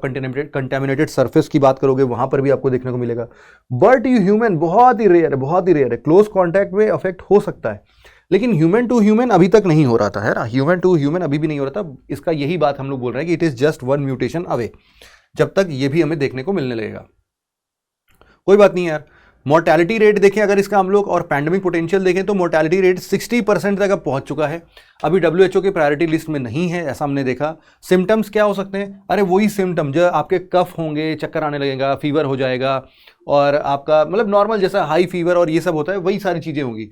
और आपको कई बार कंजक्टिवाइटिस और इन सब से भी आप एक सिम्टम देखो। कंजक्टिवाइटिस क्या होती है? आपकी आंखें बहुत लाल नहीं हो जाती हैं, आपने देखा होगा, इचिंग जैसा होने लगता है, सेंसेशन इचिंग, आपकी जो आईलिड्स हैं उनकी परत भी बहुत मतलब डिफिकल्ट, कुछ गड़ने लगता है, आपको लगता है कुछ तो फंस गया है बट कुछ भी नहीं फंसता है। ये सारा कंजक्टिवाइटिस है। नॉन रेस्पिरेटरी सिम्टम्स भी यहाँ पर हो सकते हैं। अब जू और वाइल्ड लाइफ प्रोटोकॉल्स में बायोसिक्योरिटी के कुछ मेजर्स लिए गए हैं, जिसके थ्रू हम लोग बहुत सारे नेट वेट लगा रहे हैं कि यार ऐसे पक्षी अपने यहाँ पर ना आए। फिर फुटवियर की बात करें अगर, तो फुटवियर का खास तौर पर हमें देखभाल करना पड़ता है, क्योंकि हमारा जूते चप्पल ही ऐसे होते हैं जो कि इन ऐसे कंटेमिनेटेड प्लेस को देखते हैं, और इनके जो ग्रूव्स होते हैं इनमें ही बहुत सारे ऐसे कंटेमिनेशंस घुस के घर तक भी चले जाते हैं। तो एक वो थोड़ा सा देखना पड़ेगा आपको, थोड़ा हेल्थ मतलब सैनिटेशन मेंटेन करना पड़ेगा, हाइजीन मेंटेन करना पड़ेगा। फीडिंग कार्निवोरस, रॉ पोल्ट्री उनको खिलाना बंद कर दो। जैसे कि बहुत बार होता नहीं है कि जो हमारे कार्निवोरस जानवर, जैसे हम अपने घर में कुत्ते पाल रहे हैं और कोई खतरनाक कुत्ता है तो उसको हम लोग चिकन खिला देते हैं, ऐसे कच्चा चिकन खिला देते हैं। तो ये बोल रहे हैं कि यार उसको थोड़ा अवॉइड करो आप लोग। रॉ पोल्ट्री की कोई भी चीज़ नहीं खिलानी है आपको, क्योंकि उससे उस जानवर को भी होगा, और उस जानवर से फिर चूंकि हम लोग इतने क्लोज कॉन्टैक्ट में रहते हैं तो उससे भी हो सकता है। तो यही सारी चीजें थी, यहां पर हम लोग को ये बात को समझना था। सबसे पहले आप यहां इनका नाम अगर याद कर सकते हो तो याद कर लेना। बर्नरेट G van den Hogan Netherlands के हैं, जिन्होंने पहली बार ये H5N1 वाली चीजें जो है वो आप इस्तेमाल होते हुए इन्होंने देखा था। सॉरी, ये तो HMPV की बात हो गई। सॉरी HMPV की बात अब हम लोग करते हैं। ये तो अपना H5N1 is all done. HMPV आप सबको पता है यार कि बहुत ज़्यादा सुर्खियों में रहा था, बट इतना कुछ खास इसमें है नहीं, है ना। आप सबको पता है ये चीज़। HMPV जो है वो हल्ला हुआ कि यार चाइना में बहुत तेज़ी से फैल रहा है, और यहाँ पर ऐसा कोरोना टाइप का एक और वायरस है। इंडिया में भी बहुत सारे केसेस देखने को मिलने लगे, तो सब लोग डर सहम गए कि अगेन वही यार लॉकडाउन और ये सब फिर से ना हो जाए और चाइना की फिर से कोई साजिश ना हो। But this is very common in China. हर बार ठंड में जैसे हम लोग के यहाँ कॉमन कोल्ड होता है, तो कॉमन कोल्ड भी एक वायरस के थ्रू होता है, वैसे ही चाइना के अंदर में आपको HMPV वायरस दिखता है। बहुत ही कॉमन सा होता है, ऐसा फेटल नहीं है, मौत वौत नहीं होती है इससे, कुछ भी इतनी खतरनाक कोरोना टाइप का नहीं है। बीमार पड़ोगे आप लोग 3 से 6 दिन, जैसे आपको कोल्ड में होता है ना कि आपको कोल्ड पड़ता है तो 3 दिन तक यार नाक जाम रहेगी, थोड़ा फीवर सा फील होगा, वीकनेस फील होगा, ड्राउजीनेस फील होगा, आपको मतलब कुछ काम करने का मन नहीं करेगा, और मतलब ऐसे जो भी टेस्ट थोड़ा बहुत चला जाता है। तो ये सारे सिम्टम्स आपको HMPV में भी मिलते हैं, बट 3 से 6 दिन में अपने आप सही हो जाता है। दिक्कत ये कि HMPV का ऐसा कोई भी प्रेस्क्राइब्ड मेडिसिन नहीं है। HMPV को प्रॉपर तरीके से डायग्नोस करने का कोई मैकेनिज्म नहीं अभी तक हमारे सरकार की तरफ से भी दिया गया है। तो ये सारी कुछ चीज़ें हैं। सजेशंस में भी इसका आर्टिकल जब मैं पढ़ रहा था तो सजेशन में भी राइटर ने यही बोला था कि there must be some protocols, है ना, कि जब भी कोई ऐसा नया काइंड ऑफ वायरस मिलता है तो उसके लिए एक डिफरेंट विंग ऑफ सेगमेंट होना चाहिए, जो कि तुरंत के तुरंत इन सब चीज़ों पर आए, काम करे कि भाई इनके मेडिकल प्रोसीजर्स क्या क्या होने चाहिए, कैसे टेस्टिंग होगी, उन सब पर फटाफट से रिसर्च करके ऑल ओवर इंडिया में सर्कुलेट करना स्टार्ट कर दे और लोग उसको फॉलो करना स्टार्ट कर दें। तो ऐसी कुछ चीज़ों पर यहाँ पर वे फॉरवर्ड में बोला गया था। सिमिलरली इसको हम लोग कॉमनली विंटर डिसीज भी बोलते हैं। आपके लोअर रेस्पिरेटरी ट्रैक्ट और अपर रेस्पिरेटरी ट्रैक्ट को ये थोड़ा सा अफेक्ट करता है। इसी की मैं बात कर रहा था, जिसके अंदर में हम ये देख रहे थे कि जो इसको पहली बार देखने को मिला, ये कोई नया नहीं है, 2001 में ऑलरेडी नीदरलैंड्स के अंदर में सबसे पहले इसको बर्नाडेट जी वैन डेन हुगन ने इसको खोज निकाला था। अब यहां पर आप देखो कि ऐसे बच्चों को ये ज़्यादा ससेप्टिबल, या ऐसे बड़ों को ज़्यादा ससेप्टिबल होता है जो कि HIV जैसे प्रॉब्लम से ग्रसित है। मतलब उनका इम्यून सिस्टम, जिसका भी वीक होगा इम्यून सिस्टम, उसको ये ज़्यादा तेजी से पकड़ लेता है ना, ज़्यादा तेजी से उनको अफेक्ट करता है। 10 से 12% रेस्पिरेटरी इलनेस जो बच्चों में होती है, वो इसको आप HMPV के थ्रू ही समझ सकते हो। तो इसीलिए कॉमन सा है, ऐसा कुछ बहुत डरने की बात नहीं है। ट्रांसमिशन में अगर आप बोलोगे तो सेम टू सेम वैसा ही है कि टच, क्लोज कॉन्टैक्ट, छींकने से, हाथ मिलाने से, इन सब से भी ट्रांसफर हो सकता है। कीबोर्ड, फोन अगर सब साथ में इस्तेमाल कर लिया तो ये सबसे प्रॉब्लम आएगा। ट्रीटमेंट जैसा मैंने बताया, कोई वैक्सीन नहीं है, एंटीबायोटिक इस पे काम नहीं करती है, और डायग्नोसिस के लिए ऐसा कुछ भी बनाया नहीं गया है। बट ब्रॉडर यूज हम लोग किसका करते हैं? मॉलिक्यूलर डायग्नोस्टिक टेस्टिंग का ही इस्तेमाल करते हैं। फिर अगला एक आर्टिकल आता है जिसमें हम लोग बोल रहे हैं गुलियन बेयर सिंड्रोम। ये गुलियन बेयर सिंड्रोम क्या चीज़ है यार, समझते हैं इसको भी। देखो, पुणे सिटी ने गुलियन बेयर सिंड्रोम का एक आउटब्रेक अभी अभी हाल फिलहाल में रजिस्टर किया था। ये एक प्रकार का रेयर न्यूरोलॉजिकल डिसऑर्डर है जो कि अभी तक में 60 से ज़्यादा लोगों को अभी तक डायग्नोस कर लिया गया है। गुलियन बेयर सिंड्रोम बहुत ही रेयर न्यूरोलॉजिकल कंडीशन है जो कि आपके नर्व सिस्टम को अटैक करता है और इवन आपको पैरालाइज भी कर देता है। तो अब यहां पर आप लोग इसको इस तरीके से समझ सकते हो, गुलियन बेयर सिंड्रोम जब भी आप लोग समझो तो आप हमेशा इस चीज़ को ऐसे समझ सकते हो। कई बार आप लोगों ने देखा होगा कि आप लोगों के शरीर में कभी कभी, जैसे आप लोग बोलते नहीं मेरा पैर सो गया सर, मेरा पैर सो गया, मतलब उसमें झुंझुनी चढ़ गई, उसका सेंसेशन खत्म हो गया। उसको आप पिंच करोगे, उसमें ब्लड सर्कुलेशन हो भी रहा है कि नहीं हो रहा है। उसको अगर आप बहुत ज़्यादा गर्म अमाउंट, मतलब उस पर टेम्परेचर बढ़ा भी दोगे ना, उसको आग के पास भी ले आओगे तो भी आपको फील नहीं होता है, वो सेंसेशन खत्म हो जाता है, वो पेन खत्म हो जाता है। तो पेन का सेंसेशन, टेम्परेचर का सेंसेशन, ऐसे सेंसेशन आपको बिल्कुल खत्म होते हैं। इसी को अगर ये परमानेंट हो जाए, क्योंकि देखो ऐसे सिचुएशन में तो हम लोग थोड़ा सा अपना पैर वार हिलाते हैं, पटकते हैं, थोड़े अलग अलग सबके तरकीब होते हैं, तो उन सबसे ब्लड सर्कुलेशन जैसे ही वापस से स्टार्ट होता है हमारा प्रॉपर, वो फिर से इंटैक्ट हो जाता है। इस केस में आपका जो पैरालिसिस है वो काफ़ी प्रोलॉन्ग्ड होता है। तो इस सिचुएशन में आप काफ़ी दिक्कत का सामना करते हैं, है ना। तो ये पेरिफेरल नर्व सिस्टम के आसपास के, मतलब आप बोल सकते हो कि उनका pen signal, temperature, touch sensation सब गायब कर देता है ये जो कि 30 से 50 के बीच के लोग होते हैं उन पर ज़्यादा ये देखा गया है। ये इसके सिम्टम्स जो है, आपको सिम्टम्स बहुत ही अजीब तरीके का मतलब दिखेगा। इसमें बस एक प्रकार का जो सबसे बड़ा सिम्टम आप लोग को आइडेंटिफाई करने का है वो है आपका गैस्ट्रोइंटेस्टाइनल डिसीज। इसमें क्या होता है कि जो आपका कैप्लोबैक्टर जेजुनी है, ये बैक्टीरिया का नाम है, आपके जेजुनम को ये जब इफेक्ट करता है तो आपको डायरिया जैसा कुछ सिचुएशन देखने को मिलने लगता है। तो अब ऐसा मत समझ लेना कि यार डायरिया हो गया है तो क्या अभी हमारा गुलियन बेयर सिंड्रोम हो गया है अपने को, ऐसा कुछ भी नहीं है ना। तो आप मतलब थोड़ा सा और भी बहुत सारी चीज़ें होंगी जिसके बेसिस पर आप देख सकते हो, रेस्पिरेटरी इन्फेक्शन होगा, और ये भी एक प्रकार का, जैसे आपका जीका वायरस और दूसरे वायरस होते हैं उसी के जैसा ये भी गुलियन बेयर सिंड्रोम भी आपको देखने को मिलता है। वैक्सीन्स के नाम पर GBS जो है बहुत ही रेयर वैक्सीन है, दूसरा सर्जरी बहुत ही रेयर है, और डायग्नोसिस मतलब ये ऐसा बोल रहे हैं कि कब कब आपको ये GBS हो सकता है। तो वैक्सीन के टाइम पर कभी वैक्सीनेशन कराने गए उसके थ्रू कभी GBS हो सकता है, बहुत ही रेयर है। कभी ऑपरेशन सर्जरी करा रहे हो तो उसके थ्रू GBS हो सकता है, बहुत ही रेयर है। वायरल इन्फेक्शन के थ्रू भी कभी कभी GBS होने की संभावनाएं बनती है। तो डायग्नोसिस क्या होगा इसका? डायग्नोसिस आप बोल सकते हो nerve conductive velocity test, NCV जो होता है वो एक टेस्ट है जिसके बेसिस पर हम लोग डायग्नोस करते हैं कि भाई नर्व की एबिलिटी है भी सिग्नल सेंड करने की, नहीं। अगर सिग्नल सेंड करने की एबिलिटी है तो फिर आप GBS आपको नहीं हुआ है, डॉक्टर फिर उसके हिसाब से आपको कुछ आपके टेस्टिंग में और भी काम कर सकते हैं। जो आपके रीढ़ की हड्डी होती है उसके चारों तरफ एक फ्लूइड होता है जिसको हम लोग सेरेब्रोस्पाइनल फ्लूइड बोलते हैं। तो ये सेरेब्रोस्पाइनल फ्लूइड का भी थोड़ा सा टेस्टिंग वगैरह करके देखते हैं। फिर इसमें आपका जो ट्रीटमेंट है वो क्या हो सकता है? तो एक होता है आपका प्लाज्मा एक्सचेंज, है ना। प्लाज्मा एक्सचेंज मतलब कि प्लाज्मा फेरेसिस इसको बोलते हैं, कि आपके शरीर से पूरा का पूरा क्या करते हैं, ब्लड निकालते हैं।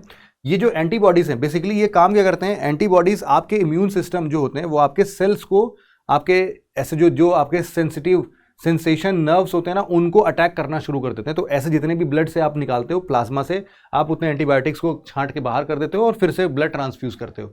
दूसरा क्या है, इंट्रावेनस इम्यूनोग्लोबुलिन थेरेपी भी है, कि आप ऐसे भी कुछ इंट्रावेनस इंजेक्शन से देते हो जिसके थ्रू वो ऐसे एंटीबायोटिक्स को वो अटैक करने के लिए वो बिल्कुल रोक देता है। अगला आर्टिकल हमारा BMI से रिलेटेड है। BMI क्या होता है यार, एक बार समझ लेते हैं। बॉडी मास इंडेक्स बहुत ही सिंपल सा है। ऐसा बोला जा रहा है कि देखो बॉडी मास इंडेक्स जो होता है वो आजकल के टाइम पर यूजुअली बहुत ज़्यादा लोग इस्तेमाल तो करते हैं, but it is very very error, बहुत ज़्यादा, मतलब इसमें इट्स डॉक्यूमेंट, इनका जो डिजिट्स होता है, इनका जो रिजल्ट आता है, it contains a lots and lots of error. क्यों मैं ऐसा बोल रहा हूँ? क्योंकि ये सिर्फ और सिर्फ वेट और हाइट को कैलकुलेट करने की बात करता है। अब आप लोगों ने देखे होंगे ऐसे बॉडी बिल्डर्स को, भाई साहब, जिनके डोले शोले होते हैं, एकदम खतरनाक मोटे तगड़े होते हैं, तो उनका वेट यूजुअली ज़्यादा होता है। तो उस केस में अगर उनके हाइट के कंपैरिजन में अगर हम उनको बोलें तो उनका बॉडी मास इंडेक्स ज़्यादा आएगा। मतलब कि बॉडी मास इंडेक्स उनका हो सकता है कि क्लास 1 ओबीस के अंदर में आए। क्लास 1 ओबीस के अंदर में अगर आप देखोगे तो इनका बॉडी मास इंडेक्स कितना हो जाएगा भाई? इनका हो जाएगा 30 से 34 के बीच में, 35 के बीच में, या फिर क्लास 2 ओबेसिटी 35 से 39, या क्लास 3 मोर देन 40 भी हो सकता है। तो कई बार मोर देन 40 वाले जो होते हैं वो बिल्कुल फिट होते हैं भाई साहब, उनके पास इतना ज़्यादा मसल्स होता है ना, इससे उनका वेट बढ़ जाता है। तो हाइट के हिसाब से अगर वेट आपका बढ़ गया, लेकिन कैसे बढ़ा ये इस चीज़ को काउंटर ही नहीं करता। मेल और फीमेल में कोई डिस्टिंक्शन नहीं देता, एज का कंडीशन नहीं सेट करता है, तो इसीलिए इसको हम लोग इस्तेमाल नहीं करते हैं। बॉडी मास इंडेक्स जो है वो बहुत सारे प्रॉब्लम से जूझ रहा है, इसके चलते बल्कि हम लोग BRI का इस्तेमाल करते हैं, body roundness index. Body roundness index इसलिए बोलते हैं क्योंकि it considers the roundness of the waist. हमारा जो वेस्ट है, देखो हम लोग को पता है यार कि अगर कोई इंसान मोटा होता है तो कहाँ से होगा? पेट से होगा। सबसे पहले तो पेट ही बाहर निकलता है ना अपना। तो अगर पेट से वेस्ट अगर उसका ज़्यादा हो रहा है, मतलब कि वो फैट होगा, मतलब वो मोटा होगा। आपने कभी ऐसा नहीं देखा होगा ना कि कोई बहुत ही एकदम चुस्त दुरुस्त है और उसका पेट निकला हुआ है, अब कंडीशन ही नहीं बनती। तो जो हमारा BRI है वो भी बहुत शानदार होता है। और सिमिलरली आपका BMR, बेसल मेटाबॉलिक रेट जो होता है, इसमें ना सिर्फ आपका हाइट और वेट लिया जाता है, बल्कि आपका body structure, male female gender, मतलब ये सारी चीज़ों को कैलकुलेट करने के बाद बेसल मेटाबॉलिक रेट निकाला जाता है। इसमें कैलोरी इंटेक कितना करते हो आप, वगैरह वगैरह, बहुत सारी चीज़ों के बेसिस पर हम इसको निकालते हैं। तो ये दोनों ही BMI से तो काफ़ी ज़्यादा इंटरेस्टिंग है, काफ़ी ज़्यादा अच्छे हैं। तो ये सारा एक आर्टिकल अपना आया था। अगला जो है हमारा वो है Parker solar probe, first human made object to fly close to the sun. अब पार्कर सोलर प्रोब कोई नया मिशन नहीं है, नासा के द्वारा 2018 में पहले ही भेजा जा चुका था सन की स्टडी करने के लिए। तो अब ये इसने विश्व रिकॉर्ड कायम कर लिया है। ये अभी तक का मानव के द्वारा बनाया गया कोई भी स्पेस का सबसे तेजी से चलने वाला ये यान बन चुका है ना। ये प्रोब मिशन था हमारे लिए, सॉरी प्रोब बोल रहा हूँ, ये आपका क्या है, हाँ प्रोब मिशन था, पार्कर सोलर प्रोब जो है। तो प्रोब मिशन में बेसिकली क्या होगा कि ये सन के बहुत पास से होकर गुजर रहा है। कितना पास से? 6-7 मिलियन किलोमीटर दूर से बस। तो ये 6-7 मिलियन किलोमीटर दूर से गुजर रहा है, तो उसके टेम्परेचर को बहुत अच्छी तरीके से ये देख रहा है, उनको स्टडी कर रहा है। और उस टाइम पर इसका जो स्पीड है वो है 7 लाख किलोमीटर पर आवर। इतने स्पीड से अभी तक ह्यूमन ने कोई भी स्पेस फ्लाइट को नहीं रन किया है। तो ये अपने अल्टीमेट स्पीड पर है। इसने रिकॉर्ड्स तो उसके हिसाब से बनाए ही हैं। 2018 में सन के और सन के एटमॉस्फेयर की स्टडी करने के लिए इसको हमने भेजा था। सन के magnetic field, corona, solar wind, इन सबको पढ़ने की बात कर रहा है। हमारा आदित्य L1 भी इसीलिए वहाँ पर है, यहाँ पर तो नहीं है, ये तो बहुत आगे पहुँच चुका है उससे। आपको पहले ही बताया कि जो आपका सन है, यहाँ पर मैंने आपको पहले ही बताया कि जो आपका सन होगा उससे अगर ये प्लैनेट है कोई, तो इनके बीच का डिस्टेंस कितना है? 150 मिलियन किलोमीटर। अब आप समझ सकते हो कि 6-7 मिलियन किलोमीटर दूर है बस इससे, तो काफी पास है इसमें, है ना। तो ये बात हो गई अपनी साइंटिफिक इंस्ट्रूमेंट्स के तौर पर। ये फील्ड्स ISIS, स्वीप और विस्पर ये सब लगाए गए हैं इसमें, लेकिन इन सब का काम उतना डिटेल में आपको याद करने की जरूरत नहीं है। बस ये है कि हाँ इन सब चीज़ों की स्टडी करता है। ये बेसिकली ट्रैजेक्टरी अगर आप देखोगे तो ट्रैजेक्टरी में इसने वीनस के ग्रेविटी का बहुत बार इस्तेमाल किया है, 6-7 बार इस्तेमाल कर लिया इसने। और वीनस की ग्रेविटी के बाद ये जो आप बोल सकते हो 6 नवंबर 2024 को ये अपने सबसे क्लोजेस्ट मतलब जाने के लिए वो तैयार था, लेकिन आगे अभी ऐसा बोला जा रहा है कि ये और भी सन के पास जाने के लिए रेडी है। अब ये और भी पास जाएगा तो और खतरनाक तरीके से हम रिकॉर्ड कायम होता हुआ देख सकते हैं। ये जलता क्यों नहीं है? क्योंकि इसके ऊपर आप देखोगे 4.5 इंच का एक थिक कार्बन कंपोजिट शील्ड बनाया गया है, जो कि लगभग 2500 डिग्री फ़ारेनहाइट, मतलब कि 1300-1400 डिग्री सेल्सियस का तापमान झेल सकता है। वैसे तो सन के बिल्कुल पास जाएंगे तो हमारा कितना टेम्परेचर हो जाएगा? 6000 डिग्री सेल्सियस। ये तो हम लोगों ने पढ़ लिया है। फिर हमारा अगला आर्टिकल है फायरफ्लाई कॉन्स्टलेशन से रिलेटेड। देखो स्पेसएक्स का ट्रांसपोर्टर 12 मिशन गया था, जिसके अंदर में कैलिफोर्निया के वैंडनबर्ग स्पेस फोर्स बेस में फायरफ्लाई कॉन्स्टलेशन, जो कि 3 सैटेलाइट्स का कॉन्स्टलेशन, इसको भेजा गया। अब ये बेसिकली क्या है, ये आप समझना, अभी पिक्सल की बात हम लोगों ने थोड़ी देर पहले ही की थी और मैंने बताया था कि पिक्सल कैसे आपके लिए अभी आगे डिस्कशन में आएगा। पिक्सल जो है वो बहुत सारे हाई रेजोल्यूशन इमेजेस को कैप्चर करता है और उनके डेटा एनालिटिक्स को कंपेयर करके बहुत सारी चीज़ों को वो डिफाइन करने की स्टार्ट कर देता है, मतलब बहुत सारी चीज़ें ये बता सकता है। तो अब ये एक मुद्दा हो गया। सैटेलाइट का कॉन्स्टलेशन, आप सबको पता है कि सैटेलाइट का एक बहुत ही खतरनाक, तो वन वेब कॉन्स्टलेशन अभी हमने पढ़ा कि अपना तो LVM-3 ने ही 6 सैटेलाइट लॉन्च किए अभी। फिर उसके बाद हमने बताया कि स्टारलिंक के 2000 से ज़्यादा सैटेलाइट्स ऑलरेडी हो चुके हैं, तो स्टारलिंक की बात कर सकते हो। जीपीएस कॉन्स्टलेशन, जो हम लोग मोबाइल में फ़ोन चलाते हैं ना, जीपीएस देखते हैं हम लोग एक जगह से दूसरी जगह जाने के लिए, उसमें यूएसए ने 24 सैटेलाइट्स का नेटवर्क लगाया। तो these are the constellations, satellite constellation. अगर हम लोग यहाँ की बात करें तो इस पिक्सल फ्लैगशिप में एक हाइपर स्पेक्ट्रल इमेजिंग सिस्टम लगा है। हाइपर स्पेक्ट्रल इमेजिंग HSI की अगर हम लोग बात करते हैं तो ये बेसिकली बहुत सारे लाइट के डायमेंशंस के अलावा दूसरे वेवलेंथ में भी बहुत सारी चीज़ों को ये टेस्ट करता है। इसमें नॉर्मल सिर्फ रेड, ग्रीन और ब्लू ही कलर नहीं होते, बहुत वाइड रेंज है कलर्स का, तो इसीलिए ये किसी भी सरफेस एरिया को बहुत डिटेल में मैप कर सकता है। जैसे फॉर एग्जांपल अगर मैं आपको बताऊं तो अगर आप लोग नॉर्मल इमेजिंग करते हो तो आप बता सकते हो कि अच्छा ये वाला एरिया फॉरेस्ट का एरिया है, ये वाला एरिया श्रब्स यहाँ पर ज़्यादा देखने को मिल रहे हैं, ये एग्रीकल्चरल फील्ड है। लेकिन अगर इससे इमेजिंग करोगे ना तो आप एग्जैक्टली बता सकते हो कि इस जगह पर पर्टिकुलरली ये इस प्रकार के पेड़ पाए जाते हैं। वो ट्री स्पेशीज तक में फाइंड आउट करने को तैयार है। मतलब इतना डिटेल्ड एनालिसिस करके ये दे सकता है, क्योंकि इसके पास बहुत ही wide range of multiple wavelength होते हैं सभी चीज़ों को शो करने के लिए। तो इसीलिए काफ़ी ज़्यादा डिटेल्ड स्ट्रक्चर को देता है। एक तरीके से ये स्पेक्ट्रल फिंगरप्रिंटिंग जैसा ही है कि हर एक इंडिविजुअल चीज़ों को बहुत अच्छे से पहचान सकता है, और ऑब्जेक्ट्स का आइडेंटिफिकेशन के लिए हम लोग बहुत तेज़ी से इसका इस्तेमाल करते हैं, है ना। तो एग्जांपल के तौर पर ये सारे ट्री स्पेसीज का डिफरेंशिएशन, इंडिविजुअल ट्रीज का क्या हेल्थ चल रहा है, इनफैक्ट ये भी बता सकता है। अगला आर्टिकल हमारा स्क्रैमजेट इंजन हाइपरसोनिक मिसाइल से रिलेटेड है। ये क्या है, देखो DRDL ने, जो हैदराबाद बेस्ड DRDO की एक फैसिलिटी है, उसने अभी सक्सेसफुली स्क्रैमजेट इंजन को टेस्ट किया है। और ये स्क्रैमजेट इंजन क्या चीज़ है यार, देखो क्या होता है कि हमारे पास ना ऐसे बहुत सारे इंजन के टेक्निक्स हैं। ये इंजन के टेक्निक्स कैसे हैं, यहाँ पर देख सकते हो आप। हमारे पास कुछ टर्बोजेट होते हैं, कुछ रैमजेट होते हैं, कुछ स्क्रैमजेट होते हैं। अब इनके अंदर में इनका डिफरेंस क्या है, देखो क्या होता है कि कई बार हम लोग कुछ टर्बाइंस का इस्तेमाल करते हैं। टर्बोजेट जो है, टर्बोजेट बेसिकली आप कोई भी फ्लाइट, इंडिगो की फ्लाइट ले रहे हो, जो भी ले रहे हो, उसमें जो दो बड़े बड़े बाजू में जो पहिए लगे होते हैं ना, गोले गोले पहिए नहीं, मतलब जो दो ऐसे पंखे लगे होते हैं, वो पंख कौन है, टर्बोजेट है। वो टर्बोजेट क्या होता है, फ्यूल वहां पर इग्नाइट होता है और उससे उसको थ्रस्ट मिलता है।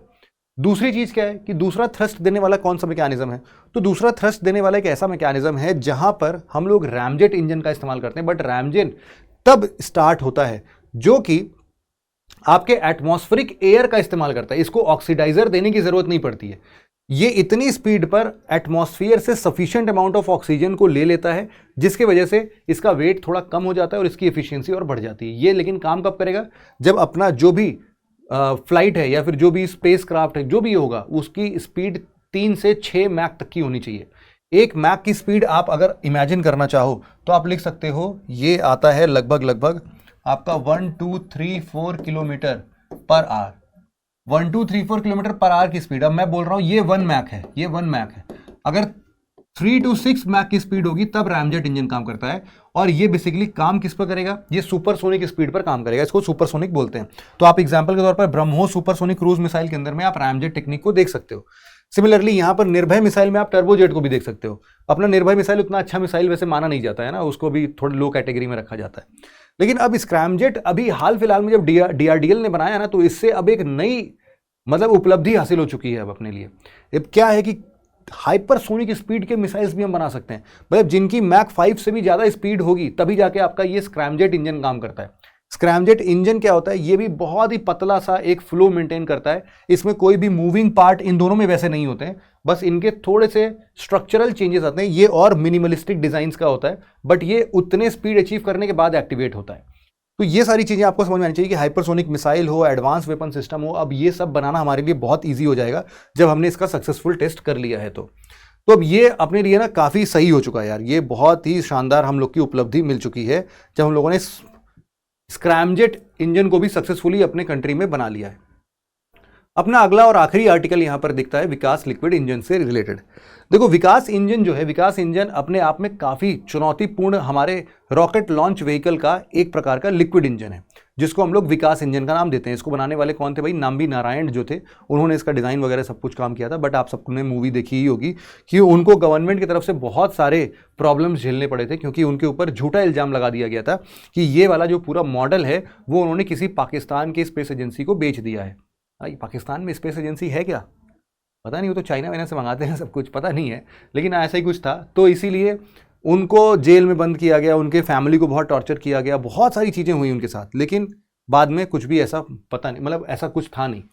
तो विकास लिक्विड इंजन को देखते हुए यहाँ इसरो ने रिसेंटली अभी एक सक्सेसफुल डेमोन्स्ट्रेशन किया है, जिसके अंदर में विकास इंजन को उन्होंने रीइग्नाइट करने की बात की। देखो सॉलिड फ्यूल के साथ में एक यही प्रॉब्लम है, सॉलिड फ्यूल को अगर एक बार तुमने जला दिया तो उसको बीच में तुम रोक नहीं सकते हो, वो लगातार पूरा जलता रहेगा जलता रहेगा जलता रहेगा जलता रहेगा जब तक वो पूरा खत्म नहीं हो जाता है। लिक्विड फ्यूल के साथ यही तो खासियत है कि तुम उसका कनेक्शन कहीं से भी उसको तुरंत ही काट सकते हो और उसको रीइग्नाइट कर सकते हो, लेकिन अभी तक इसरो ने ऐसा कुछ भी किया नहीं था। हालांकि लिक्विड इंजन का इस्तेमाल तो हम लोग अपने पीएसएलवी से ही कर रहे हैं। पीएसएलवी जो है वो ऑलरेडी हमारे पास आ चुका है काफी पहले ही, 2014 में हम लोगों ने पहली बार ये सब लॉन्च वॉन्च भी कर दिया है, उसमें दिक्कत नहीं है। 2014 में तो अपने पास क्रायोजेनिक इंजन तक भी आ चुका था, हमारा जीएसएलवी भी बन चुका था। तो पीएसएलवी की बात करें तो 2001-2 की बात में आप बहुत इजीली इसको देख सकते हो। तो पीएसएलवी में हम लोगों ने पहली बार अपना लिक्विड फ्यूल का इस्तेमाल किया था। उसके बाद अब जब हम लोगों ने जीएसएलवी मार्क 2 और मार्क 3 मतलब कि LVM-3 बनाया, तो उसमें भी हम लोगों ने 3 स्टेज का ये जो रॉकेट फ्यूल है, 3 स्टेज का कौन सा है, जीएसएलवी। इसमें कौन कौन सा है, पहला स्टेज जो है first stage this is solid, solid में हम लोग हमेशा S200 का इस्तेमाल करते हैं। यहां पर सेकेंड स्टेज जो है ये है आपके लिए लिक्विड, इस लिक्विड में हम लोग ट्विन विकास इंजन का इस्तेमाल करते हैं। ट्विन विकास इंजन जो है वो L111 या L110 का इस्तेमाल करता है। और जो इसका थर्ड स्टेज है वहां पर हम लोग इसमें क्रायोजेनिक इंजन का इस्तेमाल करते हैं, CE20, और यहां पर C25 एज ए डिजाइन इस्तेमाल होता है। तो यहां पर आप देख सकते हो कि यार ये तो अपना जीएसएलवी वगैरह जो है ना, ये बहुत ही शानदार तरीके से काम कर रहा है अब। तो इसमें विकास इंजन जो है, अब इसको रीइग्नाइट करने का फायदा क्या मिलेगा यार, क्या मजा मिल गया, हम लोग इसको बंद करके फिर से चालू कर सकते हैं। इसमें यह है कि देखो जब भी हम लोग की जरूरत पड़ेगी, रीस्टार्टिंग मैकेनिज्म का सिग्निफिकेंस ये है कि ये कई सारे स्टेजेस को रिकवर करने के लिए काम आएगा। मान लो कि ये ऐसा फ्लाइट उड़ के गया, ये नीचे गिर रहा था, तो नीचे गिरते टाइम वो अपना बंद कर देंगे, लेकिन जैसे ही नीचे आने लगेगा उसको वापस से रीइग्नाइट करेंगे जिससे कि उसकी स्पीड धीमी हो जाए और उसको हम लोग वापस से कैच कर सकें। अभी इलॉन मस्क भैया ने जो अपना रीयूजेबल लॉन्च व्हीकल का इस्तेमाल किया है, उसमें आप लोग ये वीडियो को बहुत इजीली देख सकते थे। तो वही है विकास इंजन रॉकेट के बारे में मैंने काफी पहले बता दिया।